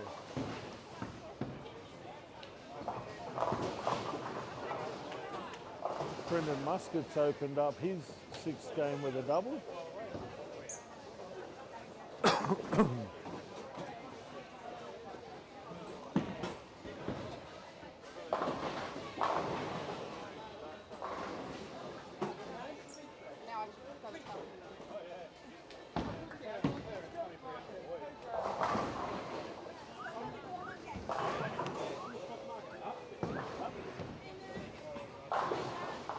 Luke Best with a 217. Simon Kirby can bowl a possible 218 if he can strike out in the 10th frame.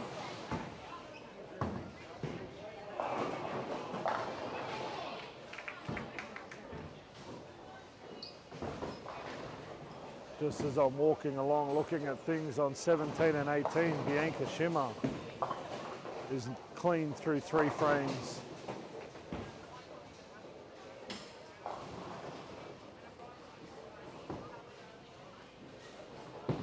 Hayden Johansson with a pair of spares to start his 6th game off. Dan Bory after horrendous 5-3 makes an 8 spare, and Daryl Elphiston with 3 in a row after his 9 spare to start game 6.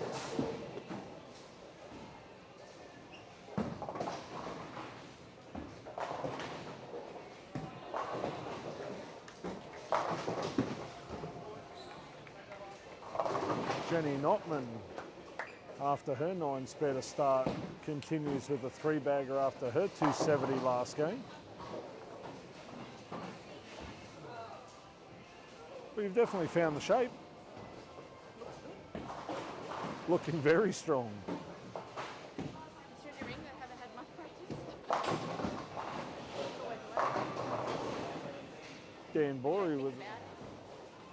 Dan Bory with a strike in frame number 5. That'll give him some confidence moving forward in this game. 216 for Simon Kirby on 15 and 16.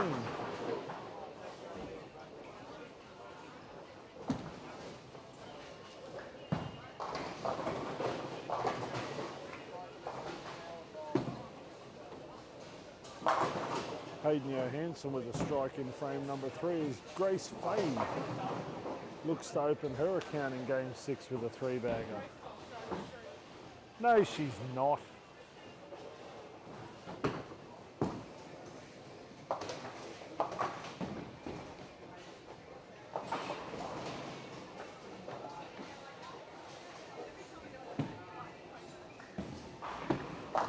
Great shot from Bianca Flanagan. She throws a double after an open first frame.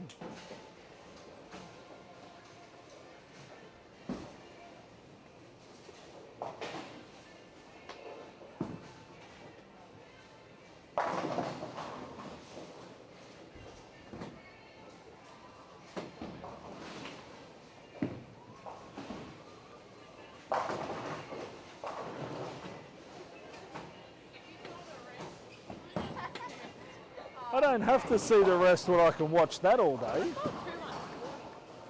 Yeah, but they were just practice games. You've got, what, you've got 7 games to go to make up for them. That's easy done. Especially if you keep throwing them that well. Get a 300, get the money, and then not make help. I mean, you think about it though, like, it sounds horrible, but I do feel for the Victorians because you guys, unlike the rest of the country, you just haven't had the opportunity to practice. I've got no stamina whatsoever anymore. And that's been the big factor. Like, I know in Queensland we shut down early through COVID, but you guys have had a lot of stop-start to deal with. So I guess to a certain extent you're behind the 8 ball to start. But as I said, like the 3 shots that I've watched you throw this game have been 3 solid shots. So you do look like a bowler. There you go. You've heard it here first, people. Grace Fay looks like a bowler. I don't watch. I only look like a bowler. Okay, now let's watch frame number 4. I'm pretty sure Grace will be in or around the pocket this shot. Jenny Notman on 23 and 24 is absolutely shredding the rack.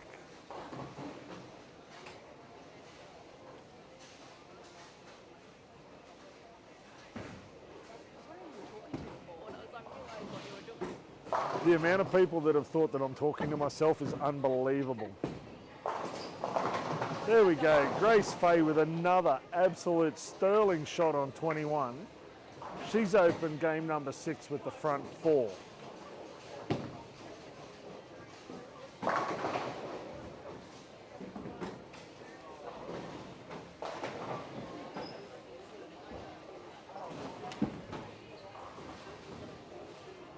I'll come back when you've got the front 10 and you're still looking like a bowler. Make sure. That's confidence.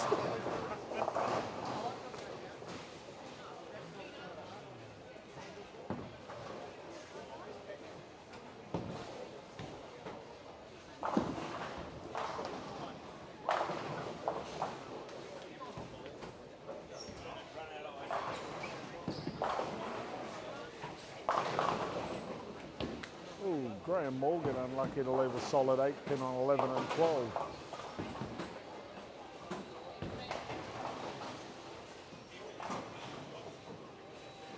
I'll pay that. I'll pay it too. It's in the pocket you carried, I'm going to pay it. Do you find that the pattern started to even out a little bit? I feel like I'm a bit of a blockhead, but I know on the right hand side it looks like it's calmed down a fraction. It's not as unders and overs as the first pair. no, it was still pretty aggressively bad on the last block too. But then again, I've done my normal trick and gone to urethane to blend it out, and I don't have the severe back end reaction anymore. But It does look like it's cooled off a little, yeah, but nothing. If you mis-execute, it's going to bite you in the butt. I think that's pretty conducive, but Oh yeah. as I said, the ball shape with the rotor grip looks a lot better than your first block did.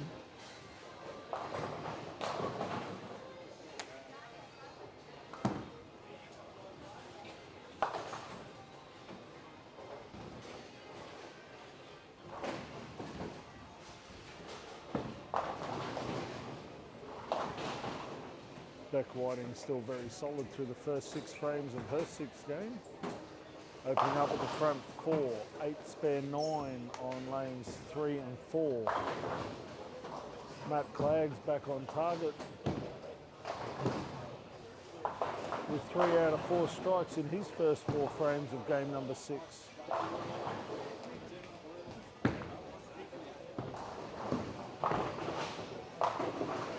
Nick Fennick with a nice strike in the 10th frame.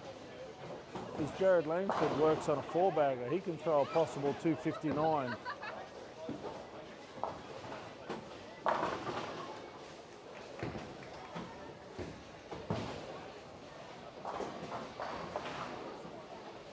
Sean Dunn with 3 in a row on 13 and 14. After a 9 spare in his 3rd frame.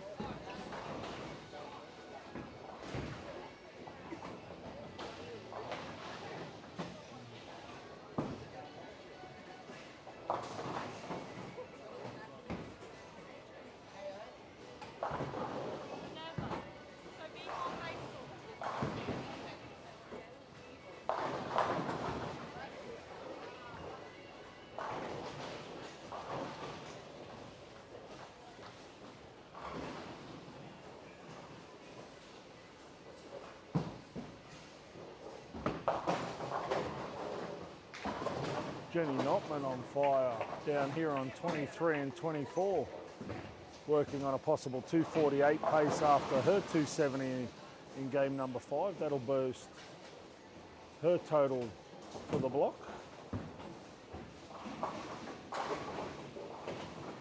Not only can Grace Fay strike, she can also spare, which is extremely good. After her 5 in a row, she manages a 9 spare. Dan Bory with a possible 192 finish if he can strike out in the 10th frame. And that'll be a nice solid block for him with 6 games to go.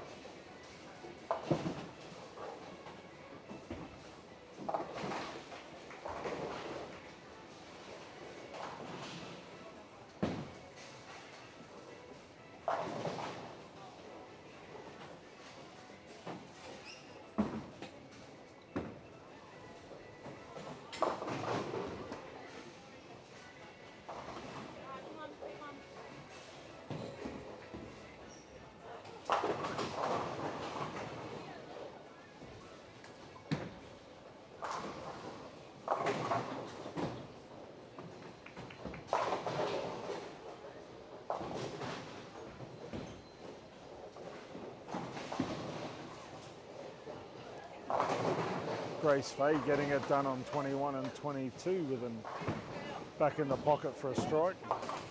Can she bowl another one? But for free. There you go, see?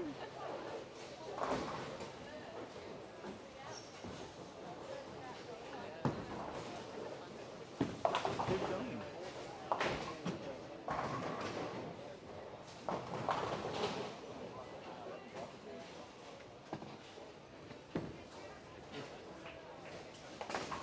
Beck Martin on 13 and 14 getting it done with a 3-bagger going into the 9th frame as Sean Dunn continues his solid start to game 6.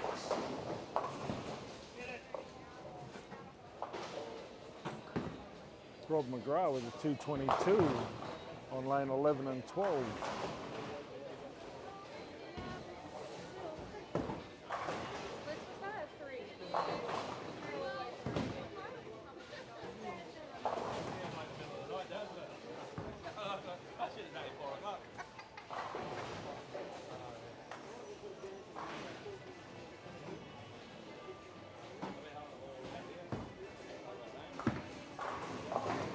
Jared Langford with a 258 in game number 6.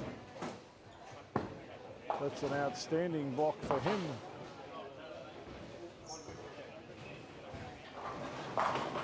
Callum Bork looking to go the back 7 for 229.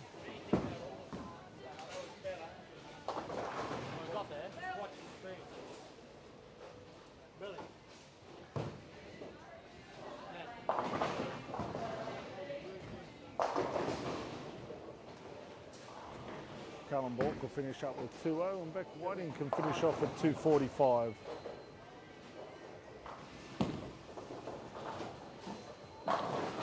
Ooh, unlucky 10 pin for Beck. That'll give her a 234 if she can spare that and strike. Have to give a great shout out to our fantastic sponsors of this event this year. 10 pin results where you can follow the progress of your favourite athlete over the weekend. The Digimen for all your digital printing requirements. CLS Constructions. Wildflower, print and film. They're responsible for all the fantastic live feeds. Hodgkin Accounting, Struddies, Campbell's Kitchen Cabinets, and of course the fabulous people at Lexus Townsville. For an outstanding driving experience, see the people at Lexus Townsville.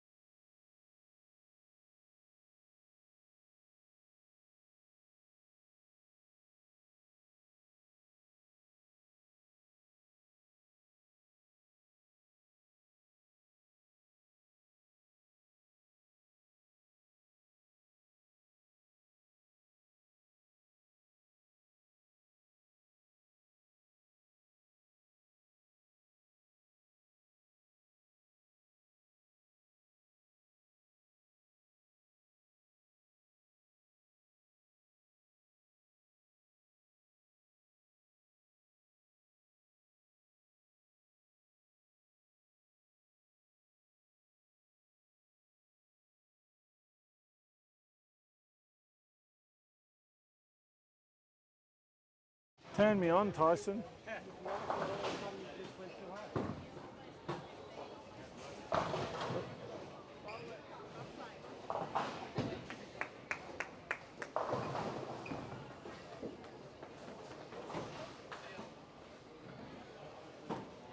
Oh, getting bashed up by bowlers, especially the little ones. Jenny Notman with a nice 237 game to back her 270 game up. 204 for Bianca Flanagan and a possible 279 for Grace Fay.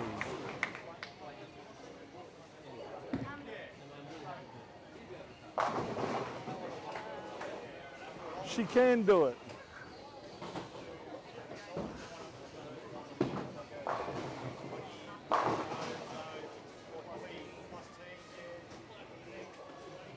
I was only one shot out. Stupid 6-pin. Wow.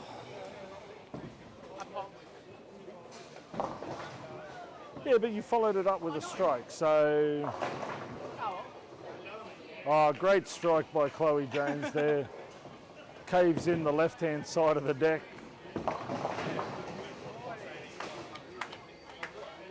Grace Fay with a 270 something on lanes 21 and 22.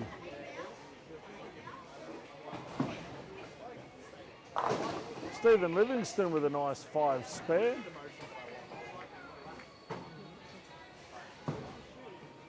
What do? You leave half the deck on the first shot and spare with a second. 276, 250. Yeah, Jared's doing it tough. 270, 250. Grace Fay showing her class there on 21 and 22 with a nice 279 game.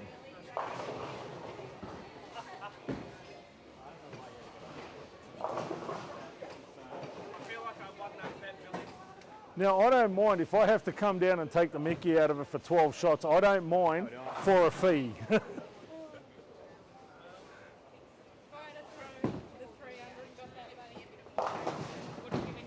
The one shot I didn't rib you on, you leave a solid 10.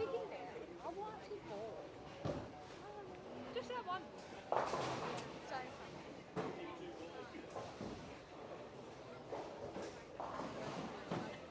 Hayden Johansson with a possible 203 in his 6th game on 19 and 20. Yeah, Bradley, good shot.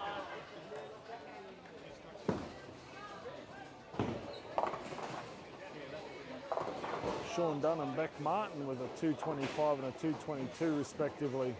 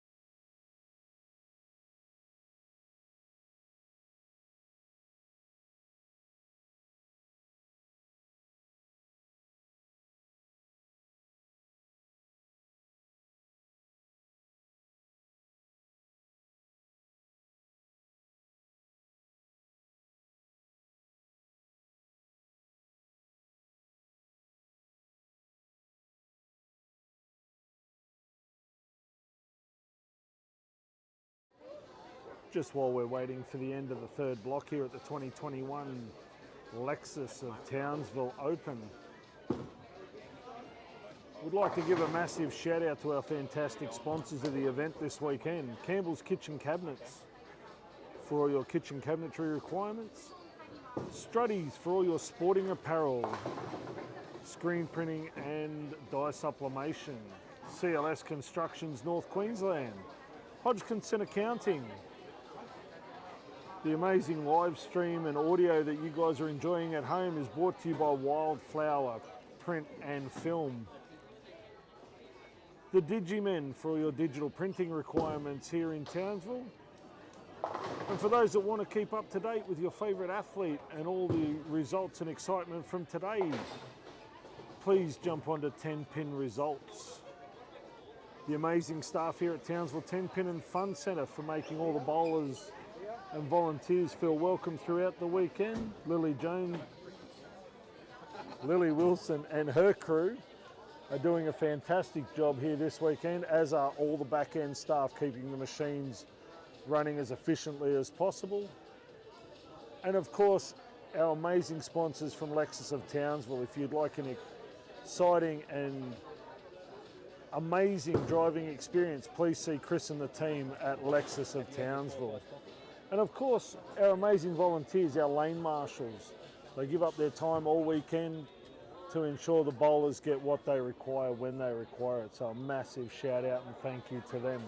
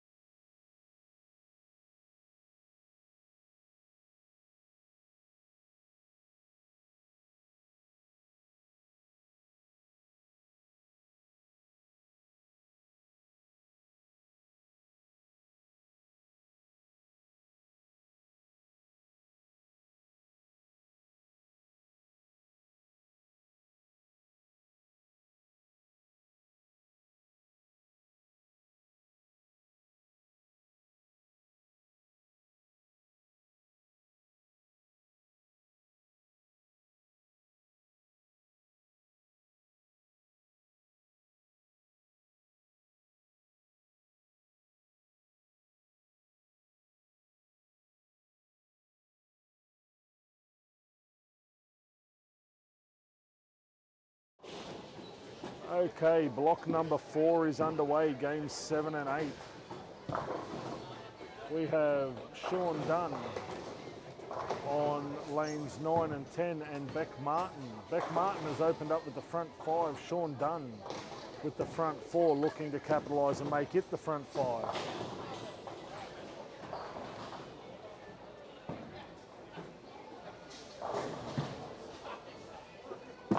Shane Rosberg on 17 and 18 with a Turkey 7 spare.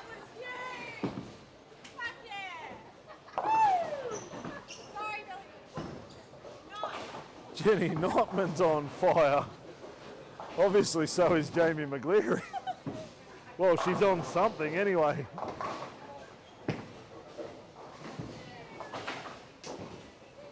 Hayden Johansson solid through 4 frames. Callum Bork after a strike 7 spares working on a double on 21 and 22. Let's see what the pocket rocket Bianca Schimmer's up to. Opened the first frame, then doubled up with an 8 spare, which is good to see.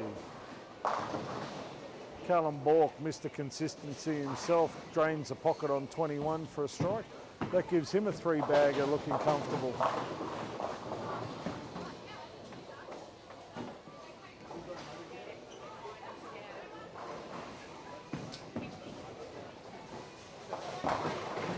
Ooh, Bianca drops an absolute bomb on 22, but leaves a ringing 10. I'm sure she'll cover this and get back on the pocket with another great shot.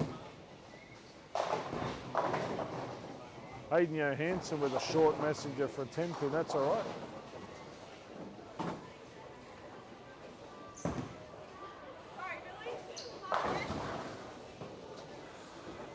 There's all sorts of characters here watching the great bowling this weekend. And it's good to see the competitors that have already bowled supporting the players that are bowling at the moment. Grace Faye still in fine form after her amazing 279 with the front 3 9 spare strike. After saying she was done, she was like a sausage, stick a fork in her, she's done. She's come good in the back half of the tournament.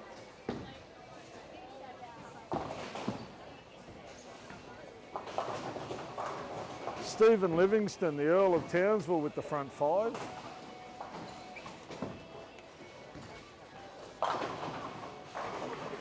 Jared Langford dropping hand grenades into the pocket again with a double in frames 5 and 6.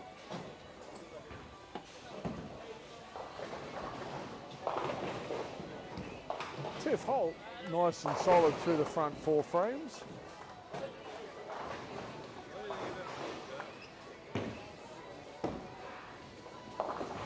Sean Dunn and Beck Martin with 9 spares in the 6th frame after opening up with the front 5.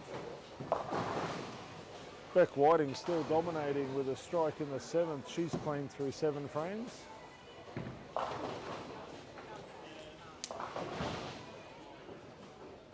Brendan Muscat with 5 in a row, and Bianca Flanagan with a 4-bagger of her own.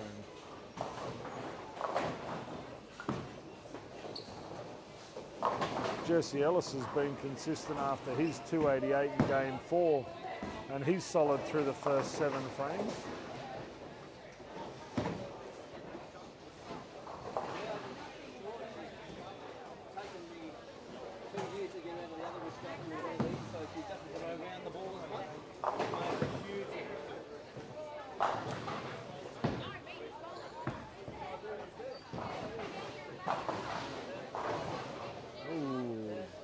Martin slides one past the 6 pin.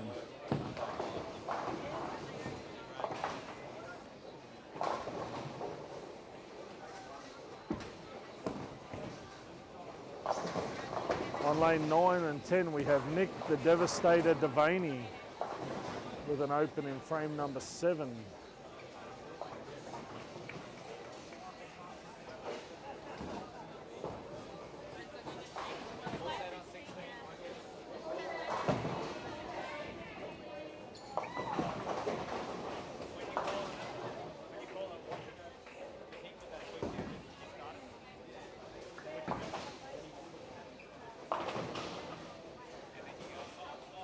Steve Livingston with the front 6 on lanes 15 and 16.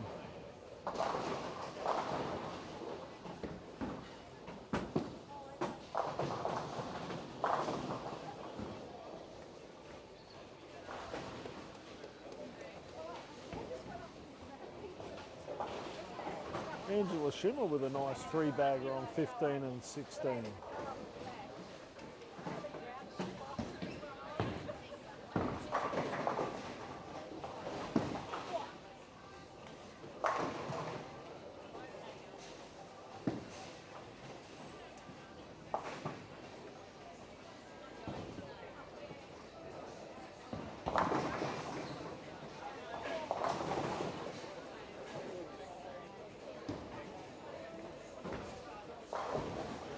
Set on 16. Steve Livingston with the front 7 on lanes 15 and 16. He's definitely throwing the ball well.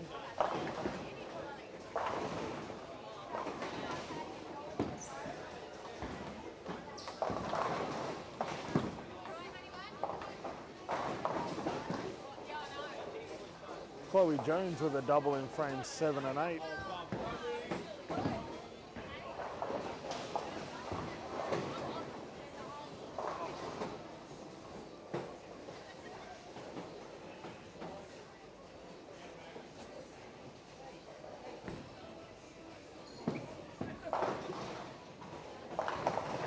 Great shot by Angela Fan, leaving a 4-7, coming up a fraction high, but that puts her back over the card and throwing at a possible 2:06 pace.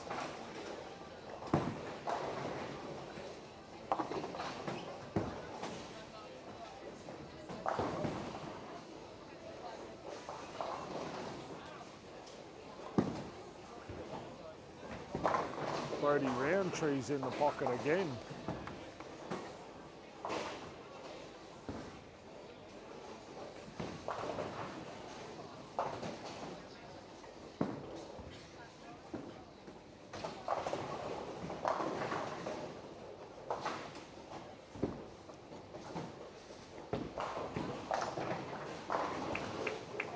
Young Riley Gundy on 17 and 18 with a double in the 8th and 9th.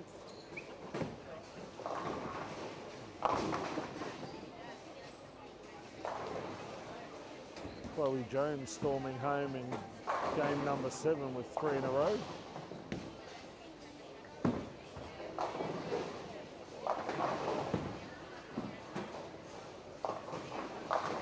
Oh, Stephen Livingston with a ringing 10 pin after his front 7.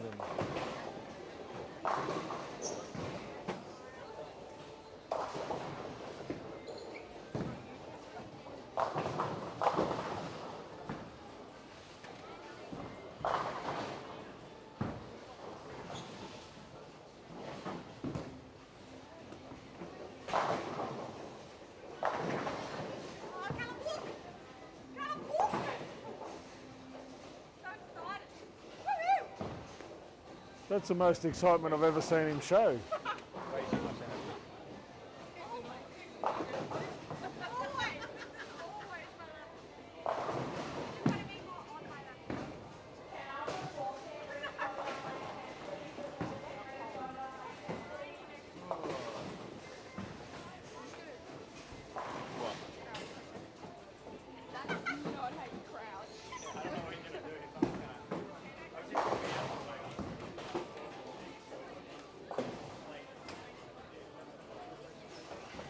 Got some great scores coming up in this game number 7.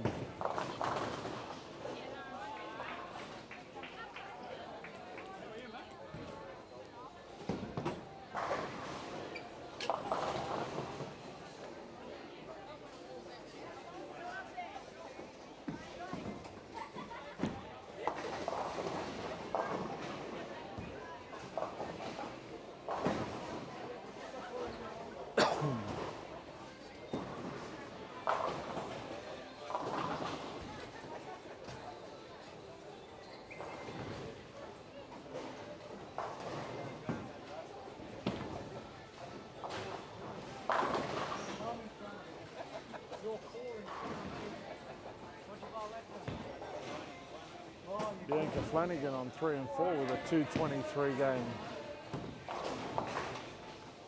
Brendan Muscat with a possible 2:36 game if he can strike.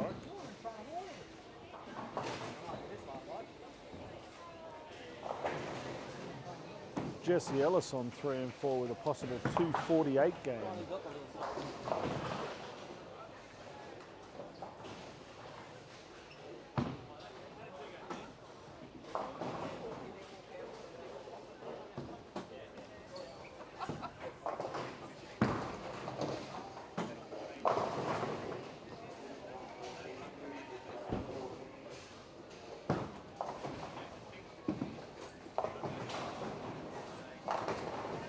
Nice double in the 10th for Beck Martin, giving her a chance at a 2:35.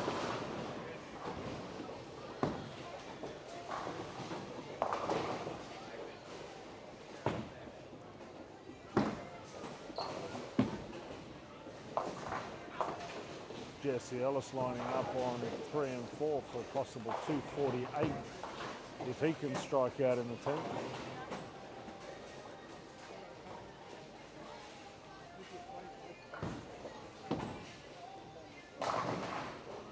Great strike, first ball of the 10th.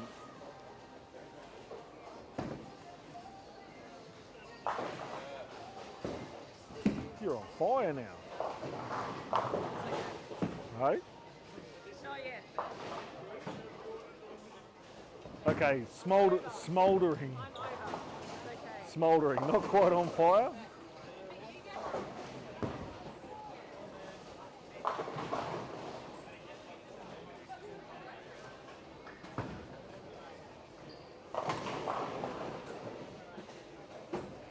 Sean Dunn on 9 and 10 for a possible 2:59.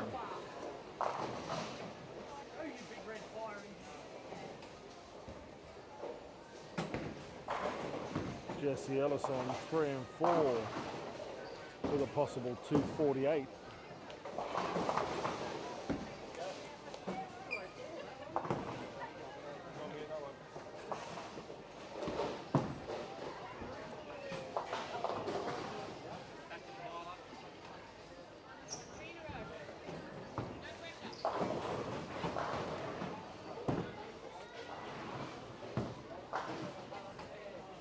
$172 for Hayden Johansson down on 23 and 24, and 2:38 for Matt Clay. Callum Balk with a 2:13. Dan Borey with a 2:01 and Jenny Notman with a possible 2:04.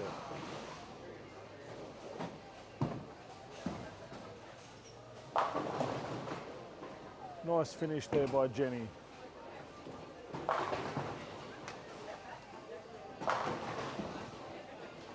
Shane Rosberg with a strike in the first ball of his game, 8.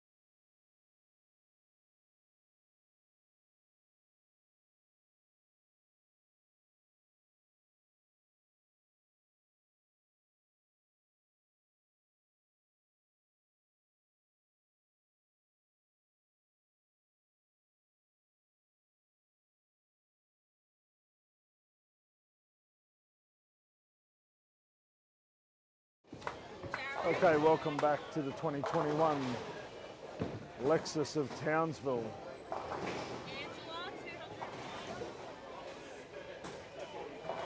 We are in the mid stages of game number 8. We've had some very fine bowling at the moment. We have Beck Martin down on 9 and 10 with the front 6. She's lining up for her 7th strike. I'll just push young Joy out of the way.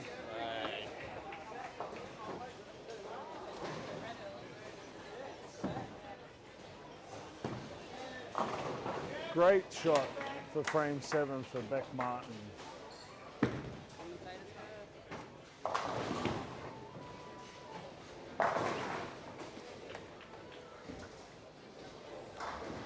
I did think that, although young Jesse Ellis did manage to get to the front 10.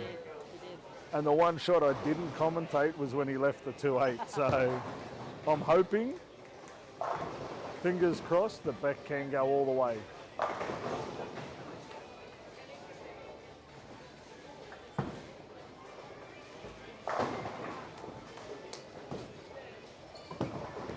Sean Dunn on 9 and 10 with a 3-bagger of his own following Beck Martin.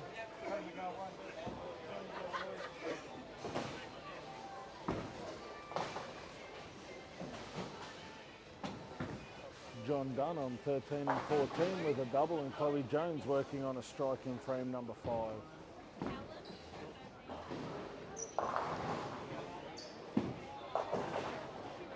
Walking down here to try and inspire young Grace Fay to bigger and better things, but that's failing dismally. No, it's not.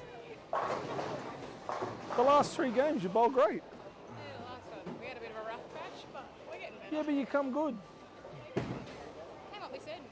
Now they're on the yard. That's it. Just don't go past the pylons and you'll be fine. I'll have a chat with the tournament director, see what I can organise for you.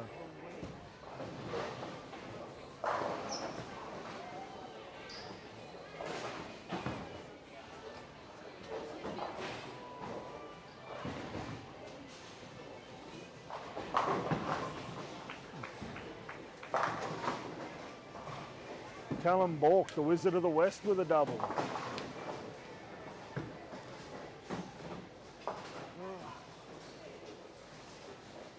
Much difference in shot? I changed ball. Okay. I changed ball on the fifth, went all high road fell. Yep. The other ball was stepping up a bit too much, and I went left, and I missed the middle. Stayed where I was, got a ball that's a bit cleaner through the front. Okay. Yeah, because Jenny was saying on 23 and 24, even though the back end was a little jumpy, she actually balled up. Balled up. Yeah, she went to something a little more aggressive. Right. Moved left, but played a little more aggressive to try and get the ball to bite a little bit harder. Yeah. So, Yeah, right. and that seemed to work. I mean, she went 270, 250, so. Yeah. Yeah, it definitely worked. Yeah, it just seems to I've be. used an RST. I would just see the lane too much, then wouldn't. I was getting a bit over-under. I was going to say a bit of over-under. Yeah. And then I went to a phase 2, and it just kept jumping.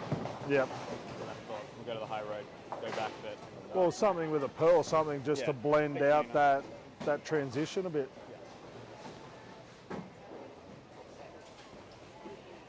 Little Junior Rousey, what's going on? Can't hear my target. Why is that? Are you trying too hard? Okay. Like, I know this is what we spoke about yesterday. I know it's a big event and it's very easy to get overawed in a big event. So for the next 3 games, be you. Okay? You've got a good look, just be you. Get aggressive, be you. So yeah, I know in the squad before this, a lot of bowlers, mainly the Walsh, the Walsh boys, Blake and Jason, they went from something that was quite aggressive to a Rubicon, just so they had the length, but they still had that back end bite. Like a UC too, yeah? Yeah, like a Blake, I think, ended up going to the Gold IQ for the last 2.5 games. Yeah. just so he could get something that would give him the length. Yeah. But still And wanna yeah, continue and on as it turned out, he beat his uncle by 2 sticks or something. So that was a good ball change.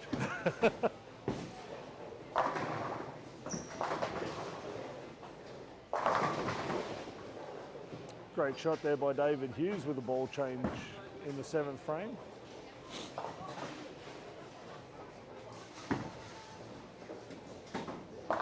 Jack Colmer goes a little bit high on 23, manages to stick a 4. Callum Bork playing that nice blend shot, playing deep left, using the oil to his advantage, but still getting that pearl out into the dry to drive the pocket.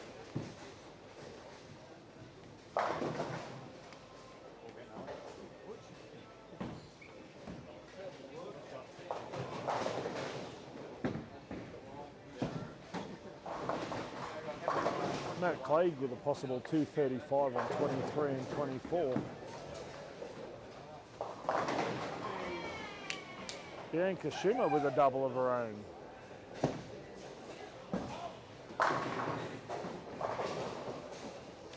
For those of you that are watching the live stream on 21 and 22, young Bianca is only 16 years old and she's out here mixing it with the best in the country. So if you do see the name on some of the youth and junior tournaments, definitely give the young girl a look.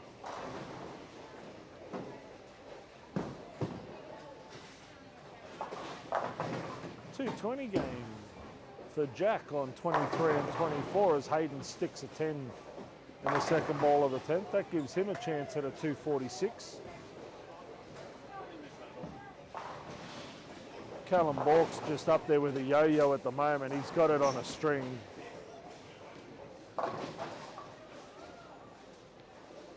We'll call him Callum the Puppet Master Bork because he's just making everything dance at the moment.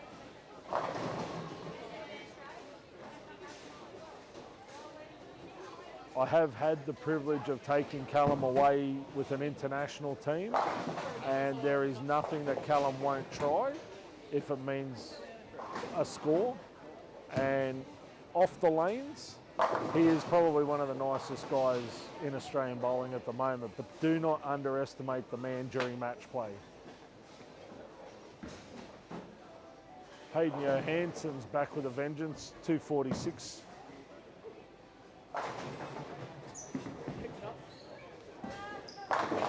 If he keeps this up, I may take him back on as a student if he doesn't call me William by the end of the day.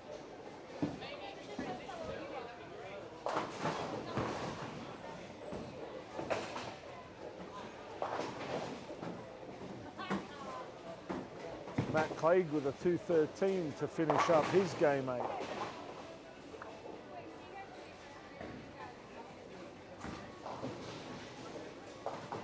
Callum Bork with a possible 257 on 21 and 22.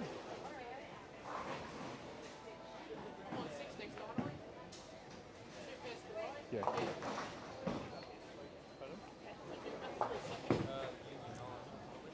Great back end of the game for young Bianca Schimmer. She started off with a 9 miss and then has not opened a frame since. Throwing absolutely beautiful at the moment. Callum Bork's lining up in the 10th frame for a possible 257 game. Got through that one nicely, gets it out into the dry and absolutely smokes the pocket. That gives him 6 in a row leading into the 2 bonus balls of the 10th frame.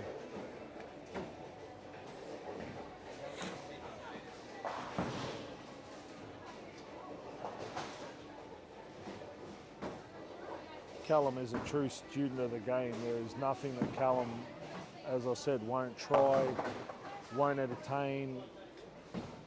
Very, very approachable, very, very easy to work with in a coaching environment. And I'm sure his support crew back home, his coach and his parent support network, are very proud of the achievements that Callum's made in his young career.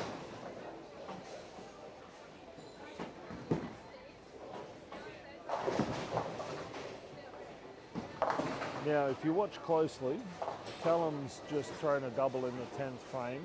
On the bonus ball, he will change balls to something that he thinks may give him a better read going into the final block of this tournament.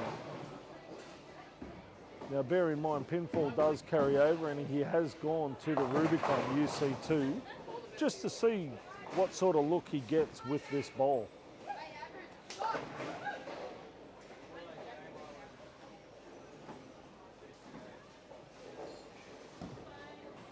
Let's see what Callum can do with the ball change.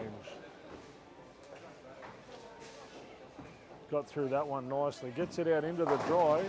Does go a little bit longer, but still seems to read the friction quite nicely. So that'll give him a pretty good look going into his final block down on 17 and 18. So if you do want to follow Callum, please jump on the link over to 17 and 18.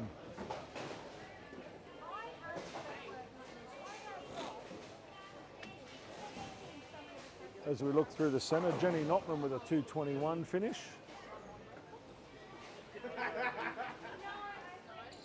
The amazing Grace Fay with a 268 following her 279 2 games ago.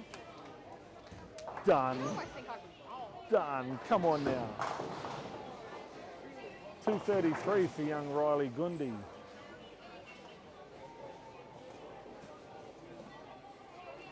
$229 for Jared Langford.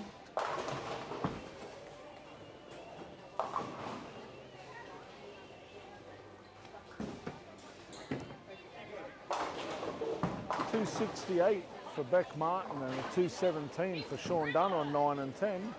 $214 for Graham Morgan. Nick the Devastator Devaney, what's going on? It's a struggle. A struggle? I'm a struggle. Is it's me. Is No, it me. mental or is it physical? Nah, probably more. Both. For me, it's probably mental. You're stuck in your head, trying to do something, know what you want to do, can't do it. I know you've lane marshalled the first 2 squads. They're going to be backing up for round 4 as well. Do you think that you've seen a couple of the left-handers bowl and not so much come in with a preconceived idea of how you're going to bowl, but where? I had an idea on where. Like, I just try and play my shot and not try and go with the big boys or bowl outside of what I can do. But just even the something simple, getting the ball off the hand at the moment isn't working for me. Okay. Fundamentals of shot. Yeah, okay. And look, I mean, everybody has a day like that. I've had about 4. Right, there's another game coming up. You never know what Well, might that's happen. it. There's another block and there's still $1,500 up for grabs. Chip in a chair, that's all you Right. need. One game's all it takes One for game. $1,500. So, and look, stranger things have happened. They have, absolutely. We can only hope that strange things are going to happen Right now. right now. Right That'd now. be outstanding. That's it. As we head further down, Bianca Flanagan with a 204 game. Brendan Musker with a 243 and Jesse Ellis continues his amazing form with a 191. Trying not to get run over with bowling balls here as I walk around. Little Rousey Jr. there giving me a bit of attitude.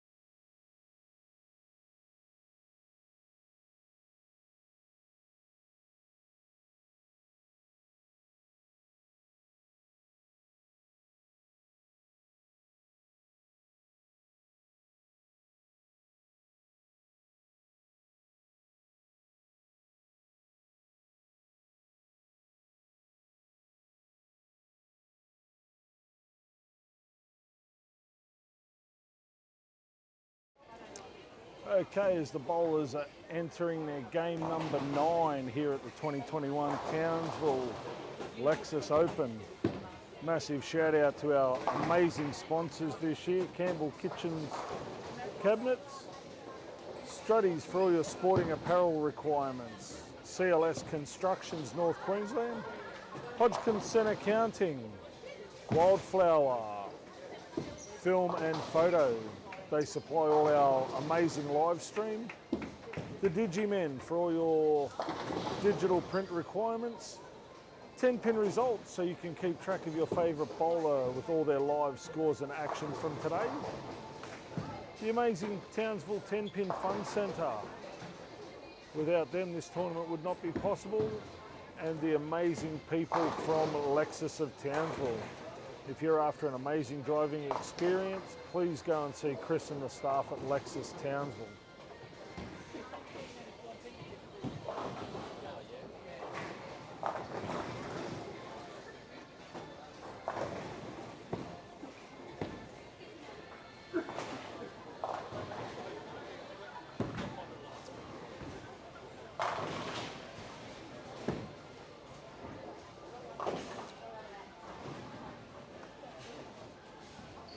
Just down here on 3 and 4, watching Graham Morgan absolutely drill the pocket for a strike. Little Rousey Jr. with a 3-bagger in frames 4, 5 and 6. For those of you that don't know who Rousey Jr. is, that's Bianca Schimmer. Rob McGrath looking at sparing his 6 frame. Beck Martin on 5 and 6. She's solid through the front 6 frames. Sean Dunn also working on a double. Hayden Johansson after a shaky start. He's solid through the first 6 frames.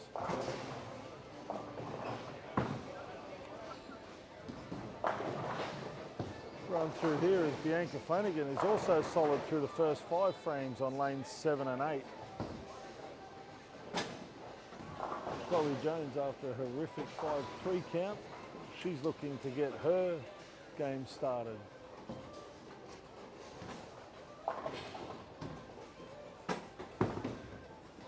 Angela Fan with a strike in the 4th frame. Beck Whiting on lane number 12 after opening her first frame was thrown a spare and double, looking very solid indeed.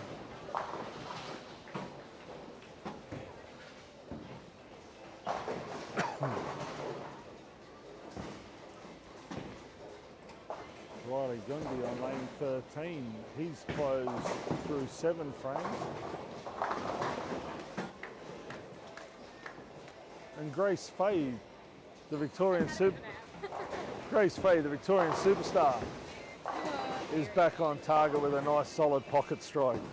You know for a fee I will stand here for 12 shots. Just throwing that out there. I can be bribed. It's not going to fix my brain. Tiffany Holt solid through the first 6 frames of her 9th game. Dan Bory looking to build a score on lane number 15.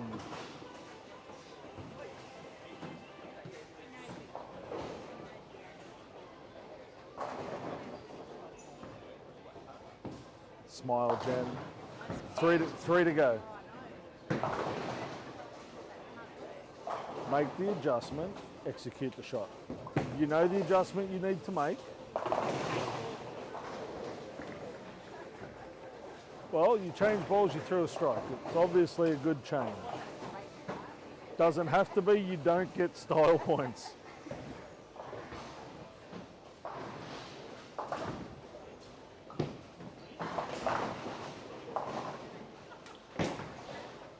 Callum Bork, the West Australian Wizards, got it on a string again. Now, I will make you the same offer that I just made Grace Fay. If you need me to stand there for 12 shots, I will do that for a fee. Every time I walk down, you throw a strike. I'm happy to stand here for 12 shots.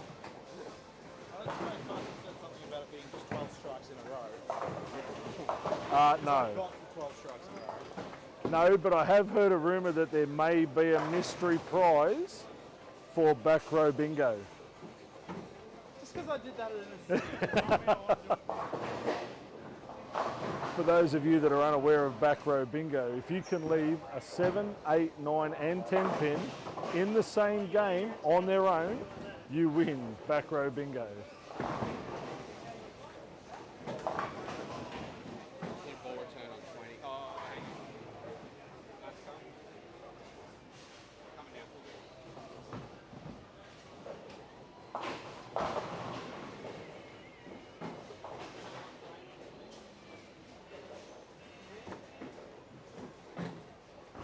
Young Jesse Ellis on 21 and 22. He's solid through the first 7 frames as well.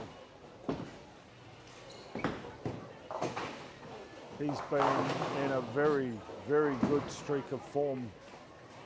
Recently winning a few tournaments in southern Queensland before making the trek up here to the far north.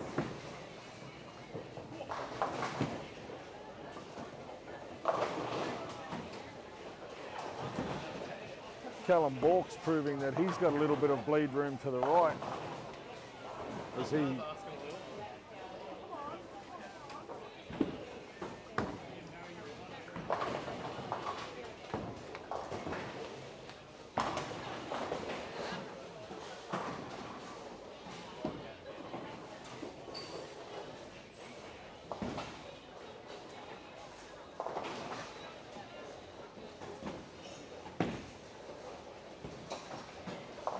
Beck Whiting on a string on lanes 11 and 12 with 3 in a row.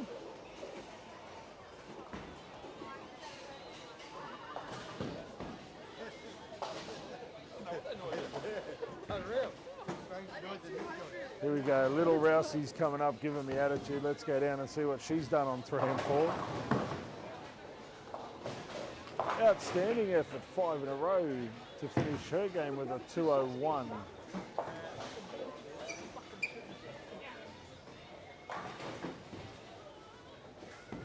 As you may have guessed with that little outburst, Sean Dunn not happy with a pocket 7-10 after a string.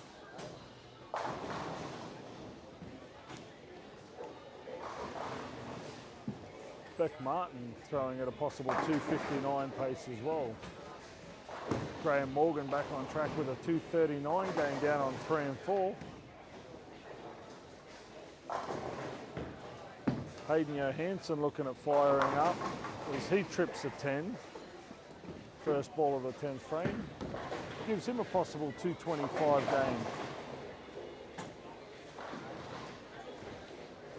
game. Beck Martin up on lane number 6.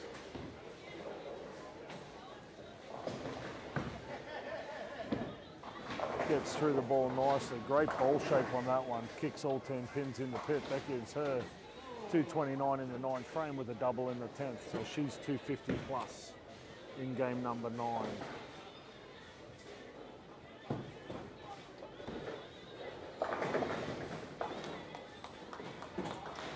Beck showing why she's in the national team.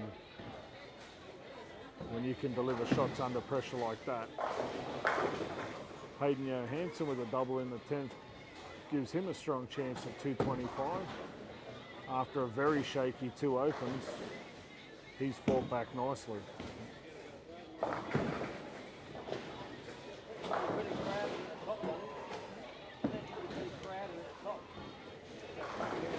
Oh, beautiful shot by Beck Martin. Unfortunately, it was a solid 8 pin. Nice game of 258 in game 9 for Beck Martin. Hayden Johansson misses 8 boards left, gives himself a 5 count for a 220 even.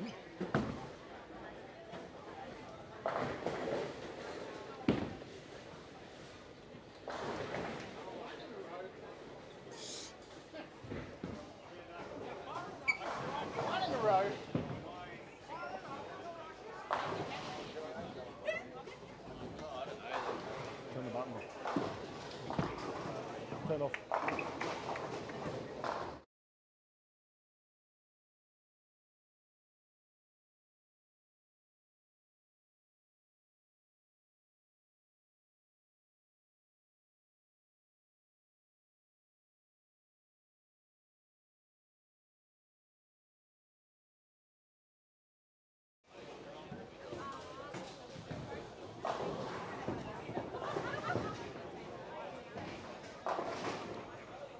And just throwing the ball well. I just called that ball return. Oh, we don't care. I just called. We're more important.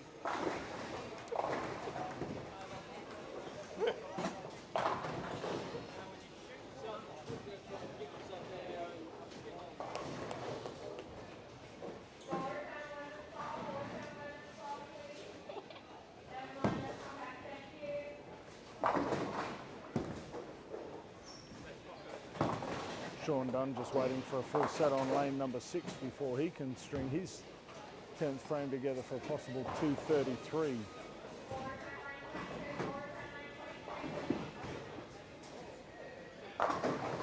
Graham Morgan with a double to start game number 10, picking up where he left off in the last game. Bianca Schimmer with an absolutely beautiful shot in the second frame. That covers her open in the first.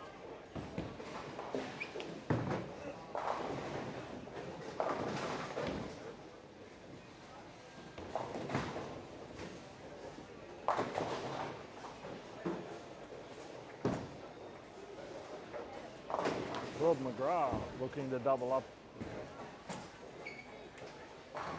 Graham Morgan working on a double, looking at 3 strokes to start his 10th game. Oh, he gets the break in the third frame. Caves in the fork and on lane number 4. That was sensational. You're a handbag. Hey?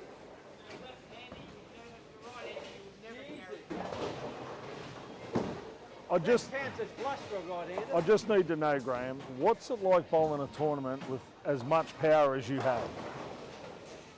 Well, like I said, when you look across the thing, you see these young guys and these old guys and all these revs.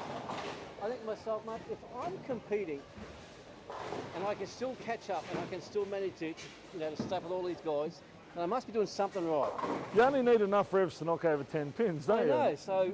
Not 10 full racks. Normally I'm pretty accurate, so I'm thinking to myself, if I can keep up with these sort of guys, then I'm all good. I'm happy. That's a fair call. You know what I mean? As I said, you just got to hit the pocket. I got enough to get it done when I get there, so I just got to get there more times than he gets there. That's it. Because his shot's 10 times bigger than mine, so I'm still happy. I can still compete with these guys. That's exactly right. Sean Dunn with a great shot, first ball of the 10th. He smashes the rack, leaves himself a good chance at a possible 233.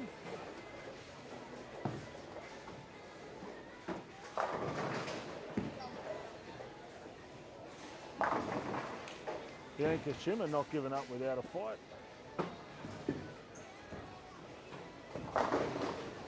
Great shot by Graham Morgan. Unfortunately leaves himself a 7-pin.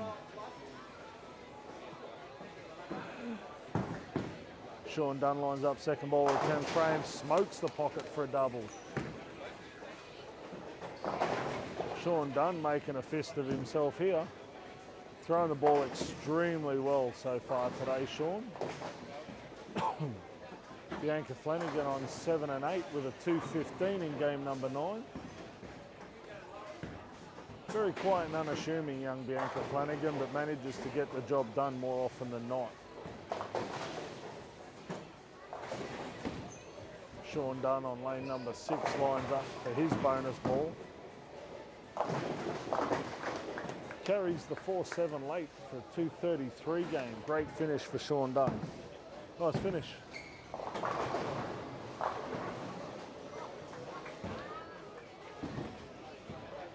Nice game, B.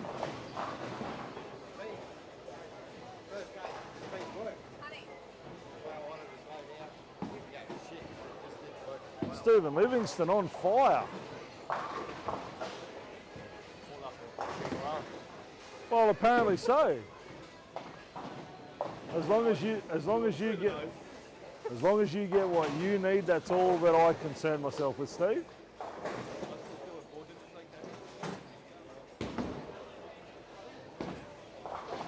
All right, we'll sneak up here on Grace Fay and hope that she doesn't see me standing here so she can throw a nice strike on lane 13 and 14.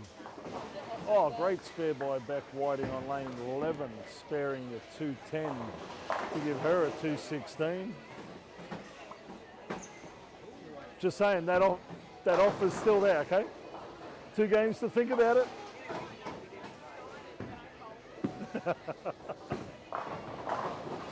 Dan Borey with a double to start game 10.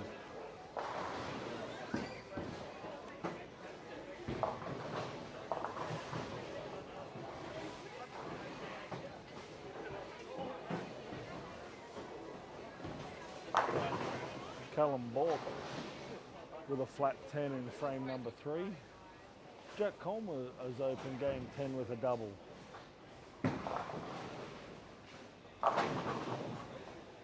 Brendan Muskett's ripping the cover off the ball for a 9-spare strike in game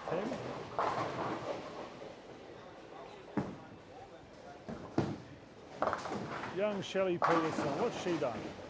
Striking the 3rd frame down on 23 and 24. Well, Billy, I've lost the ball is what's going on. So you are requiring a ball return? We have called for it. It's coming. Okay. Great shot there by young Jesse Ellis on 21 and 22. Mick, ball? On which lane? 24.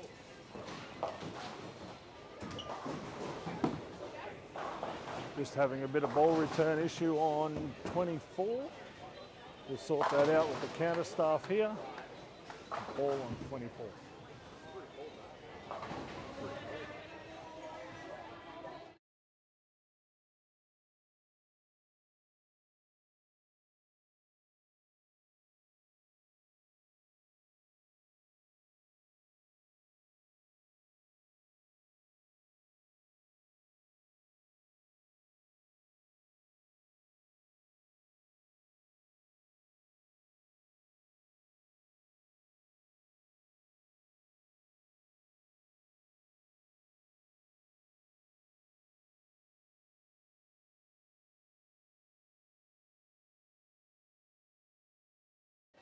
Angela Fan with a 237 in game number 9. Steve Livingston backing that up with a 234. Angela with a beautiful shot for the first ball of game number 10, opens up with a strike.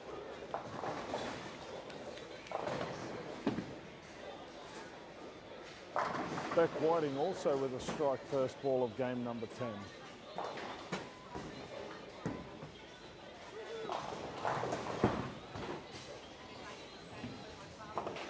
Bradley Stevens with a strike to open his campaign in game number 10. Beck Martin with a double and a 7 count. Sean Dunn opens up with a double. Hayden Johansson with a 7 spare double.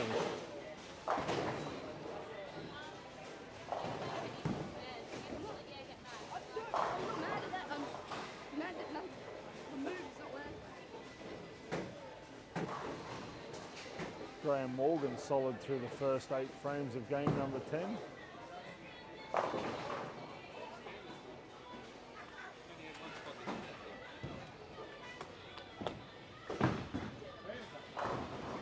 Sean Dunn looking for 3 in a row on lanes 5 and 6. Absolutely smokes it for a solid 9 pin. Unlucky break there for Sean Dunn. Beck Whiting, absolute picture of consistency, opening up game 10 with a double, as does Angela Fan.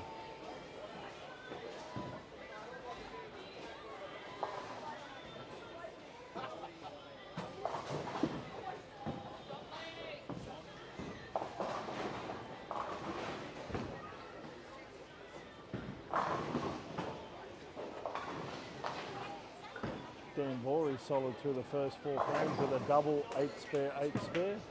Jared Langford, 9 spare, 4 in a row. They must have done good because he still hasn't got it out yet. It's under the cushion. Okay. 23 and 24 having a few ball return issues.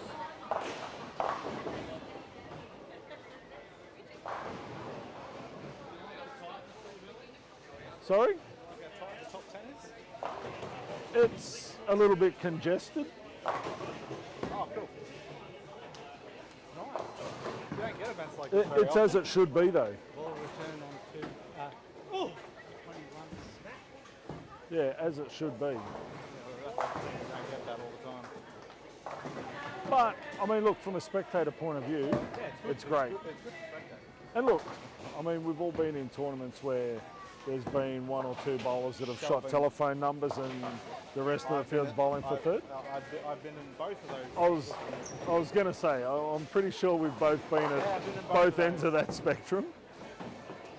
But by the same token, you want that competition as well.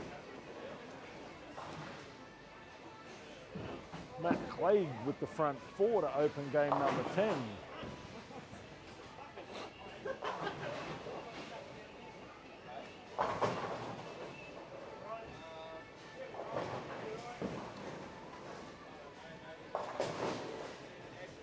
Somebody down here on 23 and 24 has killed the machine. We'll blame Mick Fennick for that one.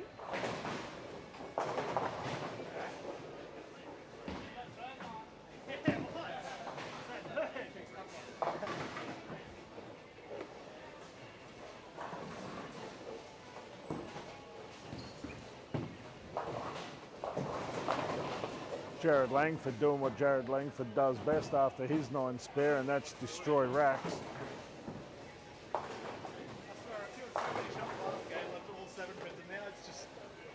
Opened up. Whatever you want to call it, I'm throwing it as good, it's just looks a lot worse. It's all right, I don't know where I'm going either. In a nutshell, yeah. We'll run with it. Hey, what'd you do? What'd you do? Oh, look at this. A double by Grace Faye. Is there anything this woman can't do?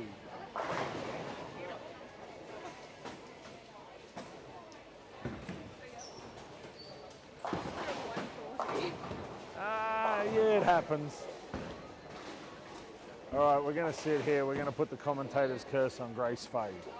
I believe that she can throw a pocket strike as good as anyone, and we're going to sit here and watch this.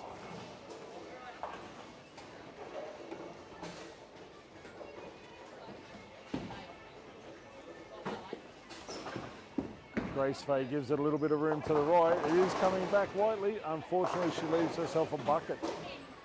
The 2-4-5-8.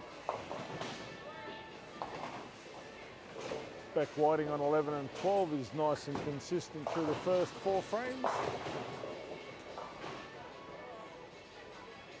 Steve Livingston looking at opening up with the front 4.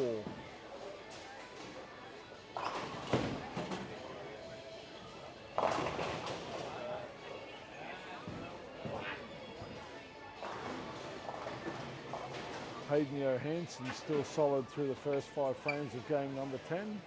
Sean Dunn, after his double to open, throws a 9 spare and then doubles up again.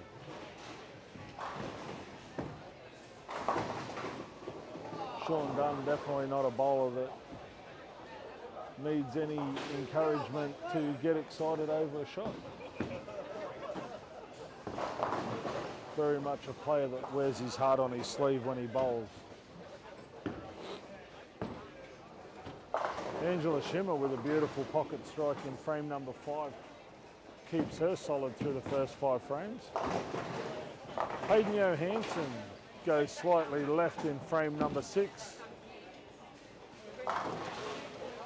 Now I'm pretty sure because Hayden's gone Brooklyn and ridden that, I'm pretty sure his coach will sting him $2 for that when he gets home.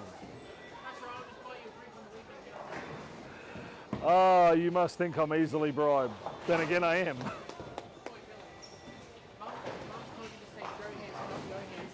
Johansson? Yeah, that's no. Your mum loves me, you'll be all right.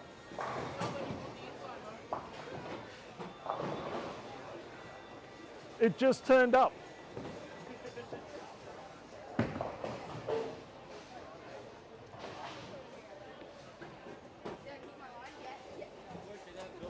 Like a rectal exam, only I'm awake. Oh, why is it I've got to be on my best behaviour yet the bowlers can drop whatever they want? Oh, this makes my job harder.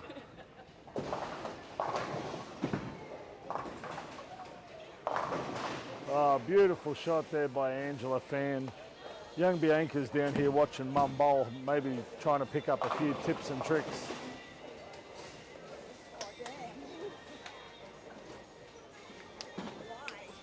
Great shot.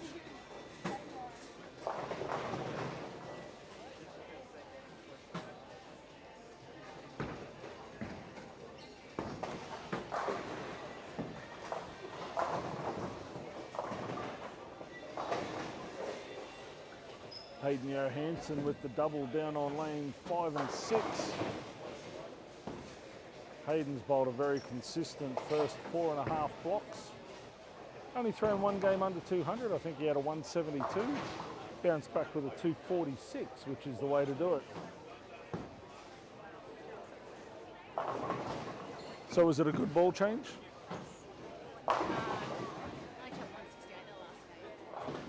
Okay. So now I've changed to a shiny ball. And I've got strike and then I've got a soft 10. But you're solid through 7, so... Yeah. Yeah, and I just said, you know, 168 is shitty after bowling so well beforehand. Yeah, but it's one game. I mean, Yeah, well, yeah. a double or a 3-bagger from here negates that. So, Yeah. and you're throwing the ball well enough. Yeah.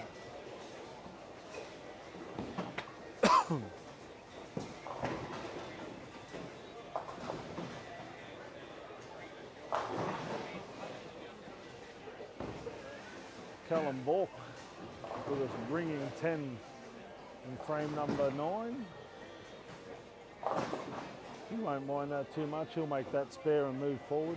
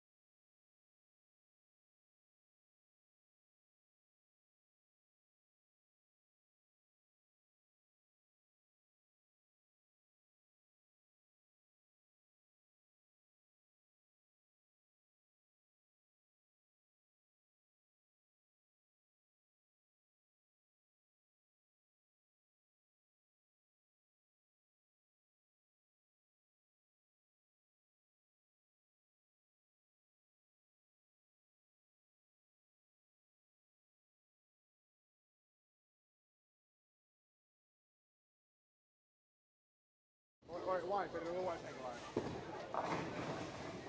Alrighty, they finish up block number 5 or game number 10.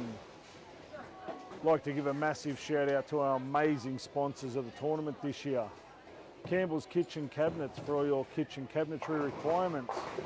Struddies for all your sporting apparel needs. CLS Constructions, North Queensland. Hodgkinson Accounting, especially with tax time coming up. Wildflower. These amazing people are responsible for the awesome images that you guys are watching throughout the weekend. So a massive shout out to the Wildflower group. The Digimen for your digital printing requirements. And to follow your favourite player, please log on to 10pin results.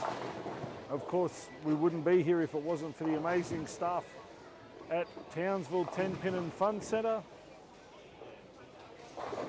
And for an awesome driving experience, please head to the amazing staff down at Lexus Townsville. Chris and the team are more than happy to look after all your amazing driving experiences.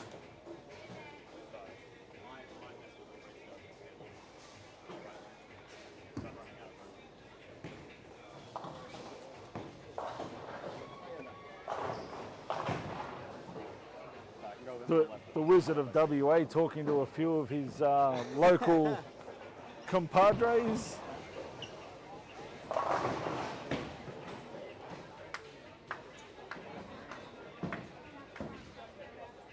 Can we get a ball on 22?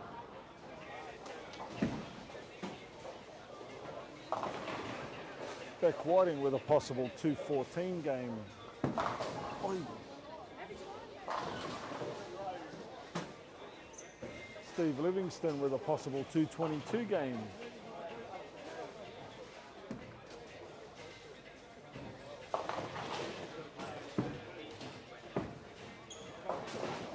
Hayden Johansson running at a possible 2:58 pace, or should I say Hayden Johansson, as I was corrected. I do apologise for that pronunciation slip.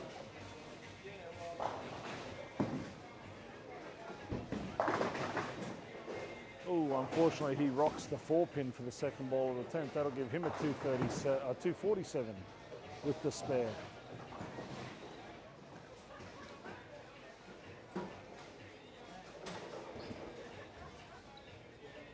Beck Martin on lane 5 gets through the ball nicely. Beautiful pocket shot, trips a 10, gives her a 209 and continues her great run of scores.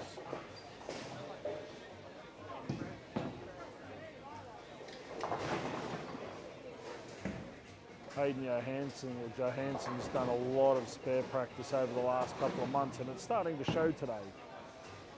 He has been able to string strikes, as most of the players have, but where he's had a slight advantage is his spare game has improved considerably over the last 2 or 3 months. Sean Dunn absolutely slices the pocket apart and leaves a 7-9 stone cold. That's a bad break. That'll give him a 204, so he hasn't really lost a lot of pins, but when players around him are throwing 240 plus, it's a very precarious position for Sean.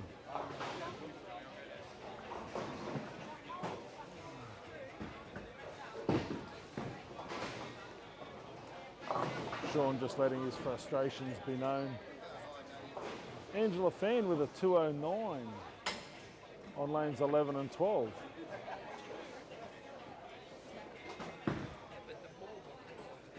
Beck Whiting with a 213 continues her great run.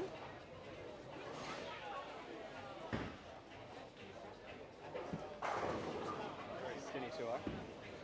Yeah, 2-0 is better than nothing. Back 3. Nothing quite like it. 247 for Jared Langford on 17 and 18. Did you stay with the Rubicon or did you go back to the high road? High road. Yeah. But on the right lane, just couldn't quite get the carry because I needed to just get a little bit more left. So getting in front of the ball return, I think maybe this game. There we go. Are they really starting to dry out that much? I haven't seen anybody play as far left. I moved it down a little bit quicker. Okay. I went a bit quicker, but on the right lane I didn't seem to carry. Left lane I carried the back 3 there and that looked good. So maybe this pair's a little bit different. As I said, it just, I haven't seen anybody go quite that far left where they're in front of the ball return. Yeah, I wouldn't be massively in front. It'd be still on this side of it, but just because I need the rim. I know Jason and Blake were pretty close to scrubbing the ball returns by the end of it, but Scrubbing it, throwing it a bit quicker at the moment. Oh, well, do what you got to do to cash. Hey, we'll see. We'll find out if it works or not. Right. Only one way to find out. Exactly right. Got to be in it to win it.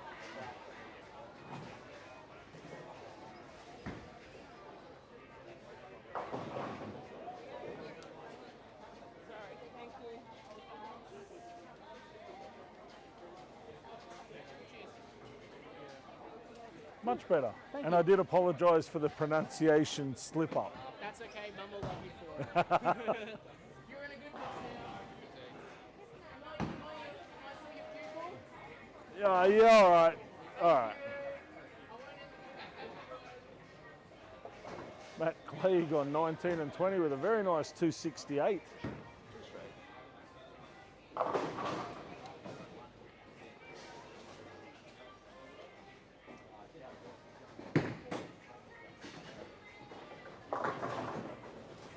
$220 for Brendan Muscat and $227 for Jesse Ellis in game number 10. All under carpet, Mr. Gardner. On 24. Ball went under the carpet. 15 minutes before the bed. That's a bit of an oops situation. Yeah, it sort of makes you ask a few questions, doesn't it?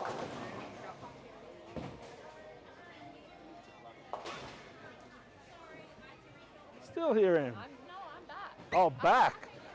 Oh, so you came back for more punishment. I know. I'd rather be doing. Just a love of the game.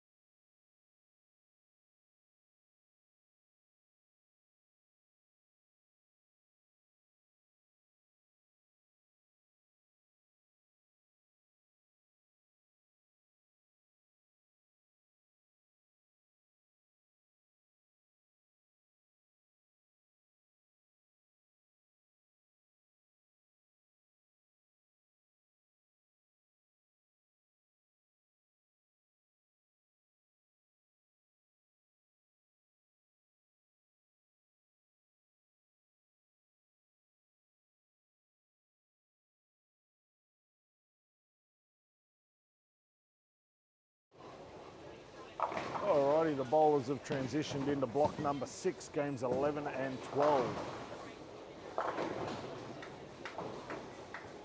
As we've stated in the previous 2 squads, a lot of moving and shaking goes on in those middle couple of blocks. The lanes start to transition, things start to even out for some, but we do, as we heard from Callum Bork earlier, there is a little bit more unders and overs starting. So one ball will skate through, one ball will jump a little bit high, and players have to be very spot on.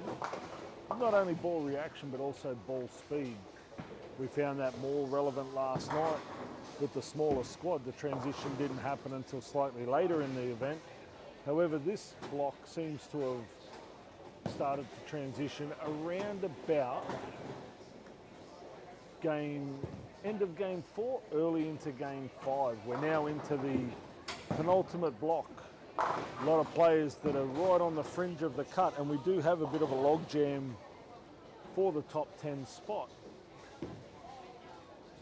So results and carry here can be the difference between a 2nd or 3rd place finish and a 10th or 11th place finish going into round number 2. If you go through and have a look at the live scores after 10 games, in the women, there's no more than 140 pins between 1st and 7th at the moment, and in the men's, there's, with a block to go, there is 9 pins a game, so 90 sticks separating 1st and 9th, or equal 8th at the moment. So, as I said, in a 2-game block, that extra 20 pins can be almost 3 or 4 spots. So you can expect a few of the players in the mix to definitely start to make their claim for the pointy end of the cut. As I said, we have had quite a number of bowlers that have already bowled their squads, are coming back not only to see where they're finishing, but also to support the bowlers in the latter stages of their squad. So it's good to see that camaraderie amongst the bowlers. We'll go for a wander down and see who's who in the zoo at the moment. With Brendan Muscat opening up with the front 4. Jesse Ellis is also solid through 4 frames. Brendan's ripped the deck in the 5th frame, so he's opened up with the front 5. Rochelle Peterson on 19 and 20 has opened up strike spare 3.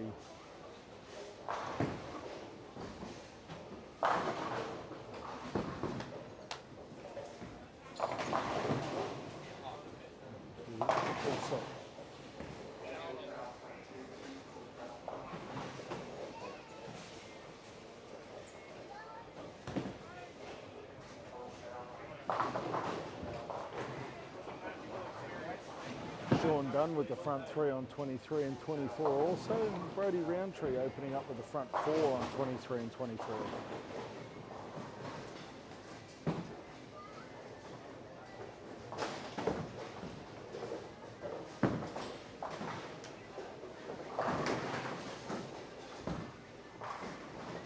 Graham Morgan on 21 and 22 has opened up with the front 4. He's looking for 5 in a row to match Brendan Muscat's effort.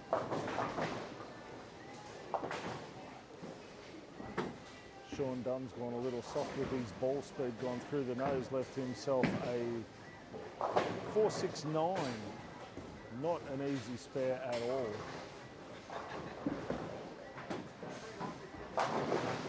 Nice shot by Graham Morgan in frame number 5 to give himself 5 in a row.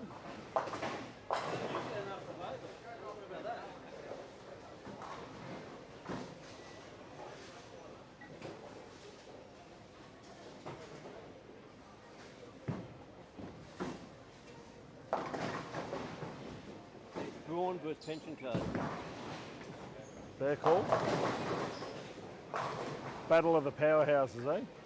Oh, yeah, look left and right, you were run to power left and right. There's a big rev rate on the pair, isn't there? Huh? There's a big rev rate between the two pairs. Oh, compete with Bruce. Well, you compare a small city with what's on these 4 lanes. Yeah. Oh, Beck Martin unfortunately rings a 10 on 23. Brodie Roundtree getting up on lane number 24, hoping for 5 in a row.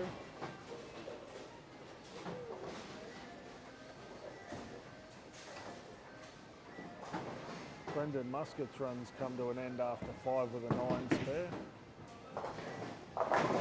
Oh, Brodie Roundtree shreds a rack for a solid 7-pin. Graham Morgan still alive in the race to 300 with the front 5.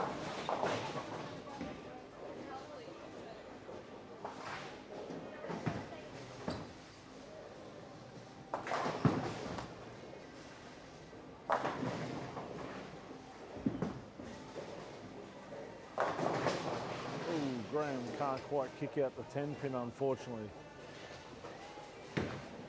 5 seems to be the magical number at the moment.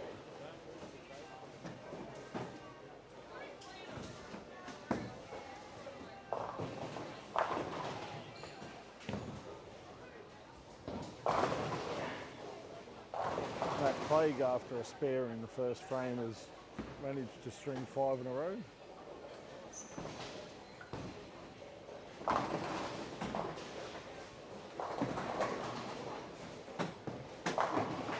Fee Flanagan with the ball changes back in the pocket and stringing them as good as anyone. She's working on a strike, possibly a double.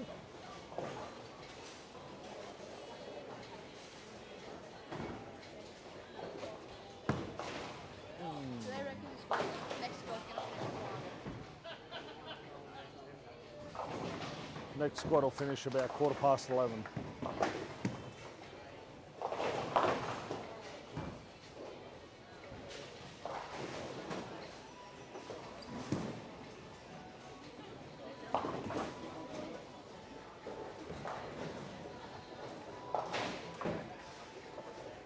Simon Kirby solid through the first 4 frames on 3 and 4.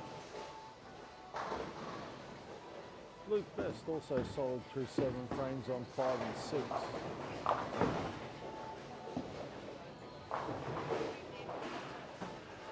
Angela Fan destroying the rack on 7 and 8, bowling with her daughter. Unfortunately, Bianca wobbles the 10-pin. Hayden Johansson was 7 in a row.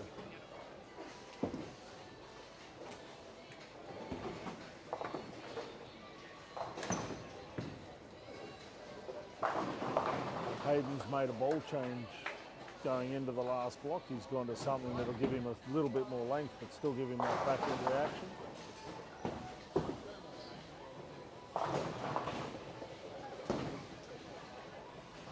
Matt Clay also with 6 in a row after a spare in the first frame of game number 9.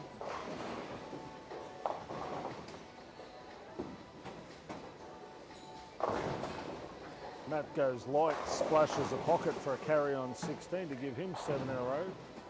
And he's throwing at 290 pace at the moment. Hayden Johansson on 9 and 10 is also throwing at a possible 290 pace. Both bowlers not giving an inch. Sorry, Hayden's bowling at 260 pace.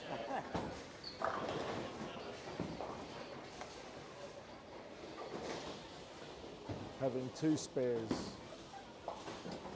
in the first and third frame, where Matt Craig has thrown a spare in the first frame and 7 in a row.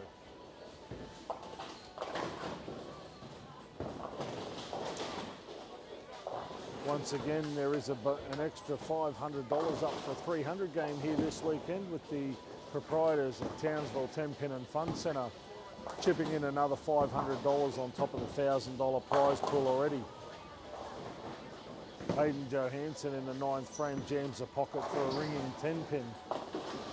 He won't be too displeased with that.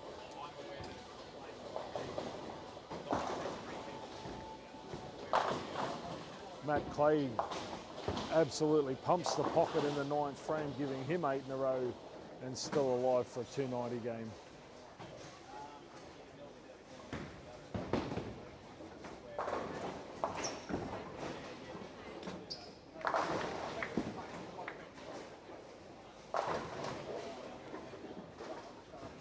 Jesse Ellis working on a double in frames 7 and 8.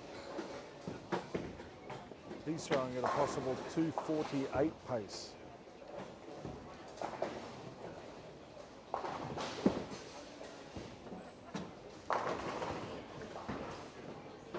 Beth Whiting with a double can throw a possible 205 if she can finish the 10th frame off.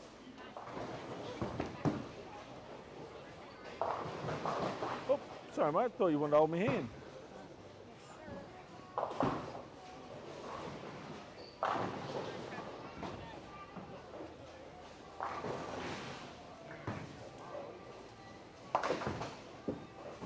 Yeah, with a block to go. 600 behind. You can, that's the leader. That's not the cut, that's the leader.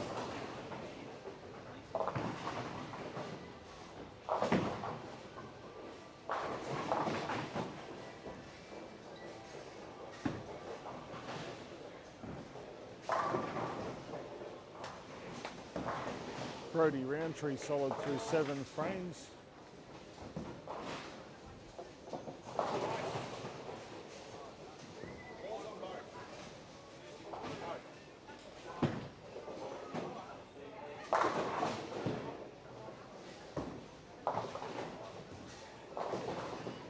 Brody with a chance at 259 if he can strike out.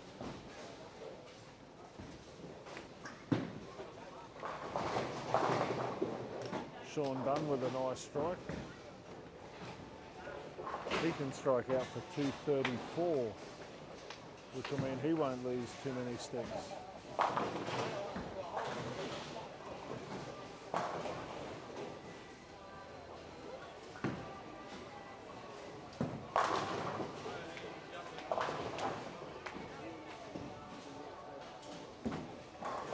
Jesse Ellis with 3 in a row, leaving himself in the hunt for a possible 258.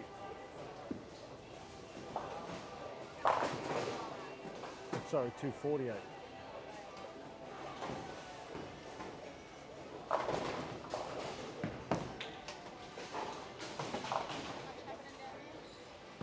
A couple of 230s, possible 259 for Brody. Graham had a string then open, but he's thrown a double in frames 8 and 9. So I think he can strike out for 236-ish. No, because he went 5 in a row, 9 miss.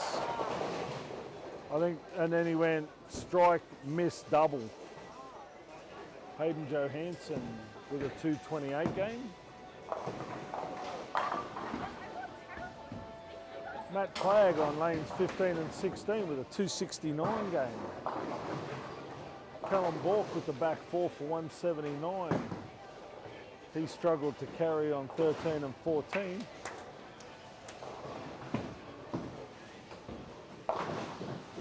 .234 game for Brendan Muscat on 17 and 18.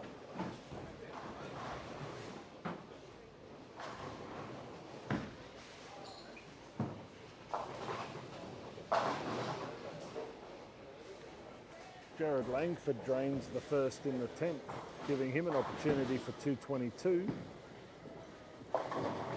Graham Morgan makes his spare in the 10th frame on 21 and 22, which leaves the door wide open for him to throw 246.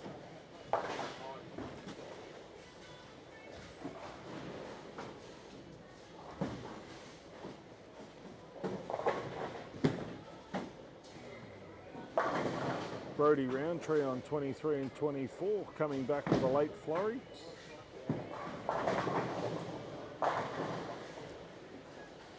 Jared Langford with another strike in the 10th frame. Gives him 192 in the 9th, working on a double, and Graham Morgan closes out for 246.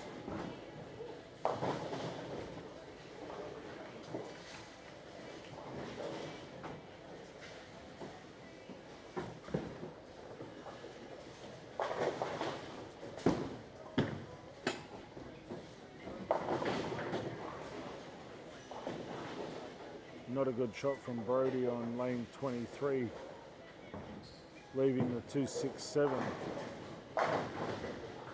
Jared Langford seals the game with 222, finishing with the back 5. Sean Dunn with the strike first ball of the 10th. He's looking good for 234 in game number 11.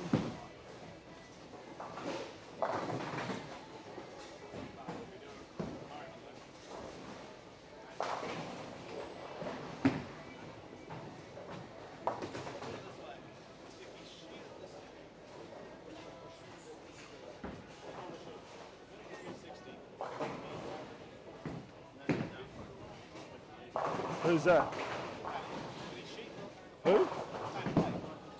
268.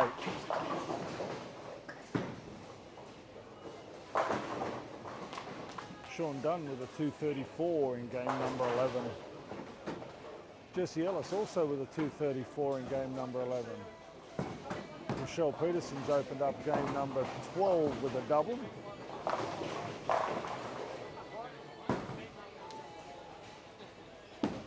Matt Clegg's opened game number 12 with a double.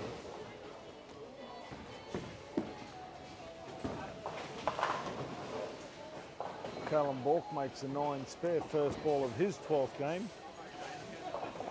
290? You can throw 290. Why not? I would have preferred you to bowl 300, but you know what? 290 will do.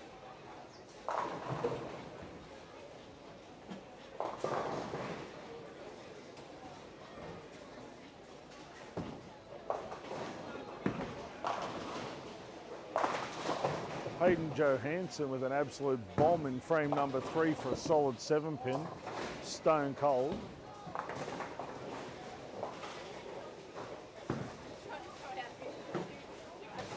Oh. 246. Who? Oh, Graham. Graham.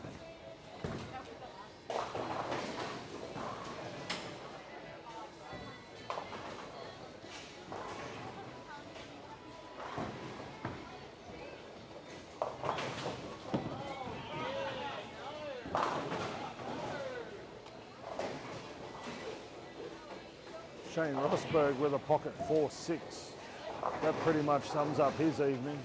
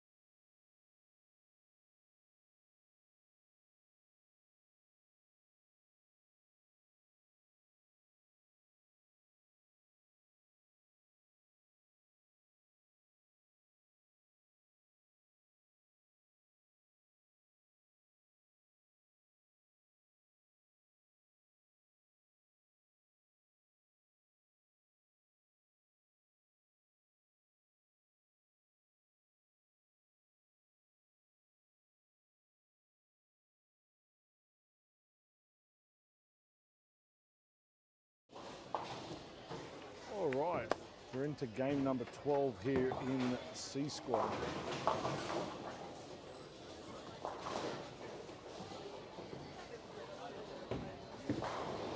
Hayden Johansson on 9 and 10 after a double 9 spare 4 strikes. He's thrown an 8 count in frame number 8 to keep him solid through 8 frames. Shane Rosberg with a strike 8 spare after 2 frames of his 12th game. Bianca Schimmer missing the head pin slightly right, leaves a 1-2-4 for a fairly easy spare. Dan Borey on 11 and 12 with a 6 spare, 9 spare double.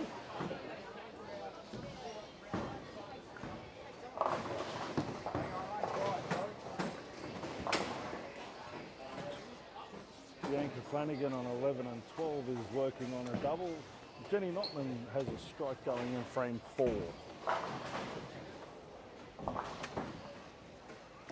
Callum Bork with a 9 spare after an open frame in frame 7. Scores as a general rule seem to be dropping off this block. Almost seems to be the transition has really taken hold, and there's a lot of players out here a little bit confused as to where to move.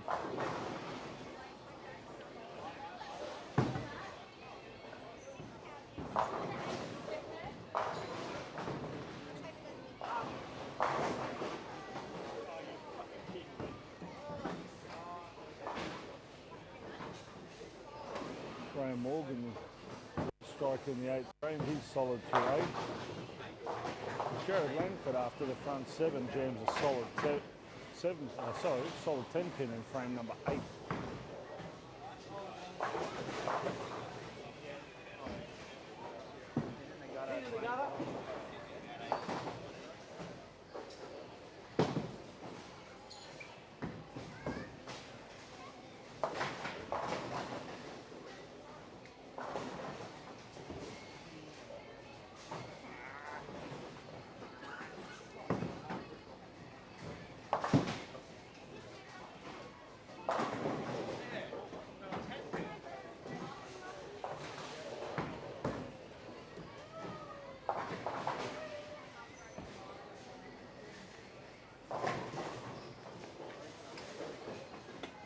Jared Langford spares his 10 pin in the 8th frame.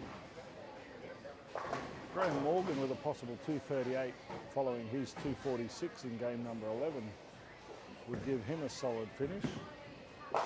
Gives the ball a little bit of room to the left. Shreds a rack, unfortunately leaves a 7 pin. He can throw a maximum 218.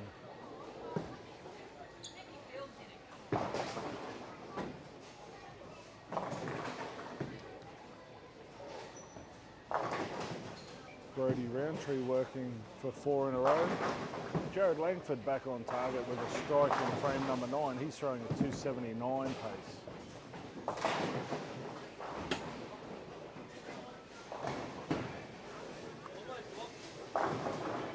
Brody trips the 4 pin forward. That gives him 4 in a row. He too can throw a possible 279.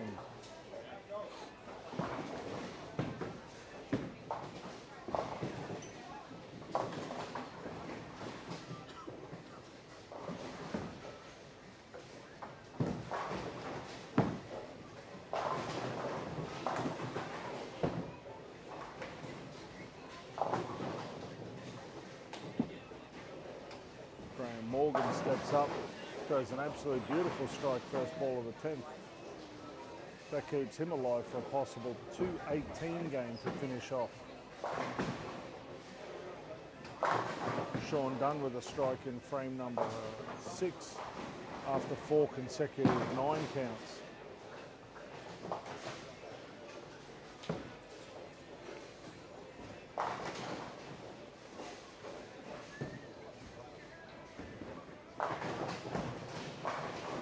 Rochelle Peterson with a 189 in the last block. Last game of her qualifying block. Tiffany Holt finishes with a 172. Graham Morgan unable to double up, so he'll finish with 208. Jared Langford drains the pocket in the first ball of the 10th.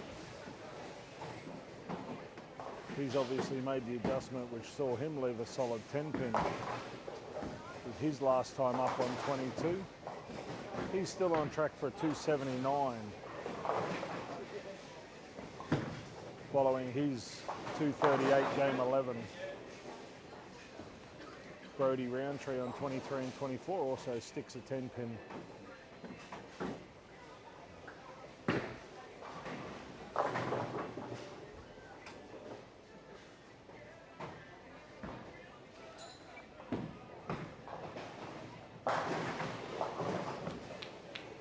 Jared Langford guaranteed at 270 something.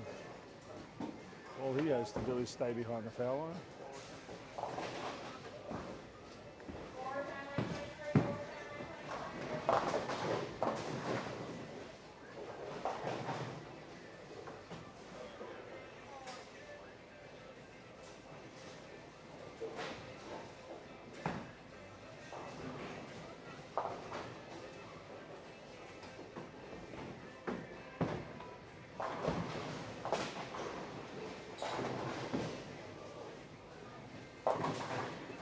$275 for Jared Langford with a 6 count on the bonus ball.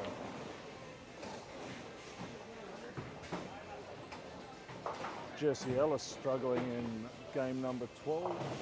He can strike out for a maximum 190. Beck Whiting with a 186. Matt Craig with a 176 in game 12. Callum Bork came home with a 207 game. David Hughes can strike out for 235.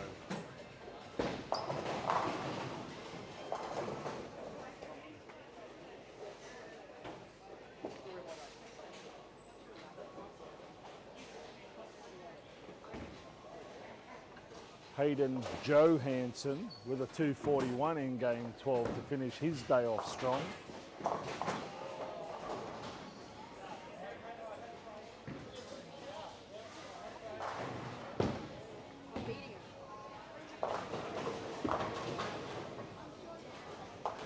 There's a bit of family rivalry on 7 and 8 with Angela Fan and Bianca Schimmer going head to head. Bit of mother-daughter rivalry to see who pays for dinner tonight.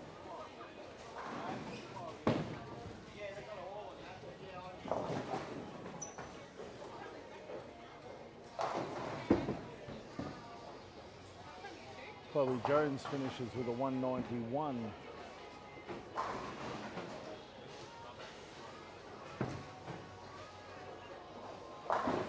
Great shot by Angela Fan. Nice strike in the 8th frame.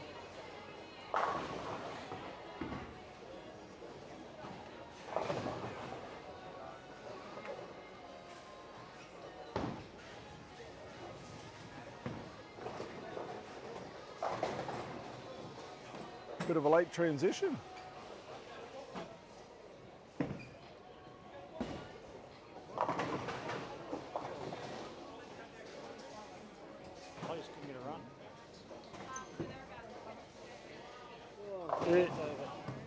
It seemed the last 4 games bit a little bit harder in this squad than it has the 2 previous squads. Yes, so each lane's playing different too, which doesn't help a lot. So I don't know if that's traffic through a certain area. nah,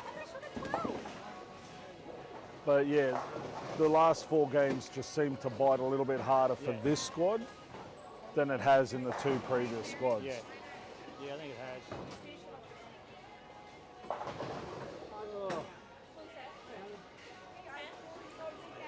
12.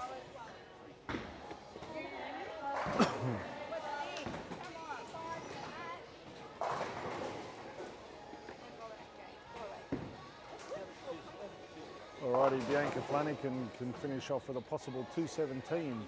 Dan Borey with a possible 245 to finish his qualifying campaign.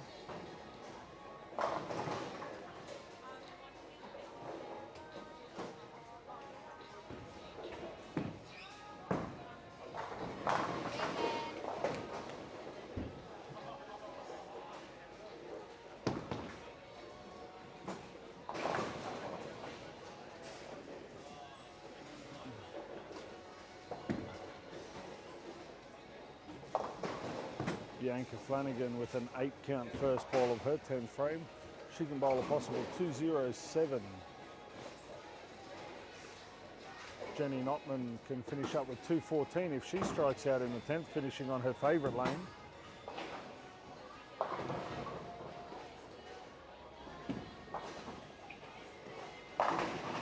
.235 for David Hughes to finish his qualifying campaign.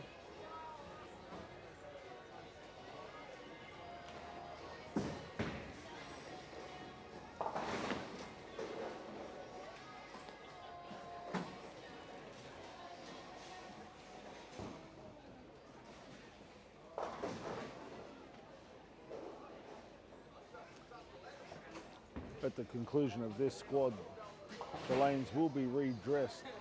So once this squad has finished qualifying, we will be back live streaming in approximately 45 minutes.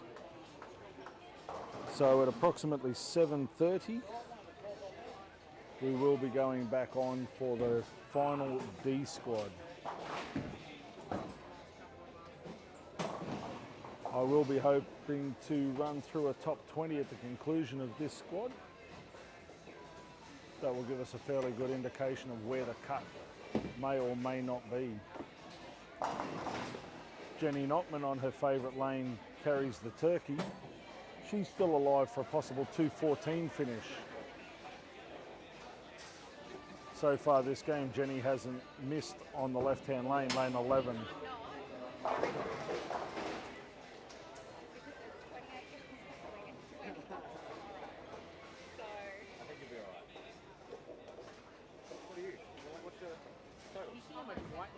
Stuff is on my, so like all the smudges on my white wall. That's from hitting the 10 pins. She's making it out like. Jenny Notman still perfect on lane 11 this game. Can she close out a one lane perfect game?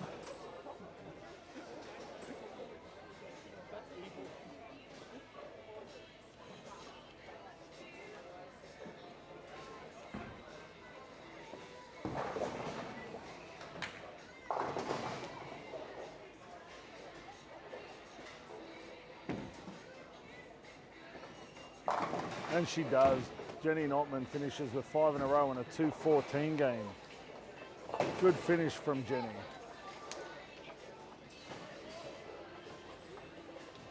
Okay, ladies and gentlemen, that concludes the third qualifying squad.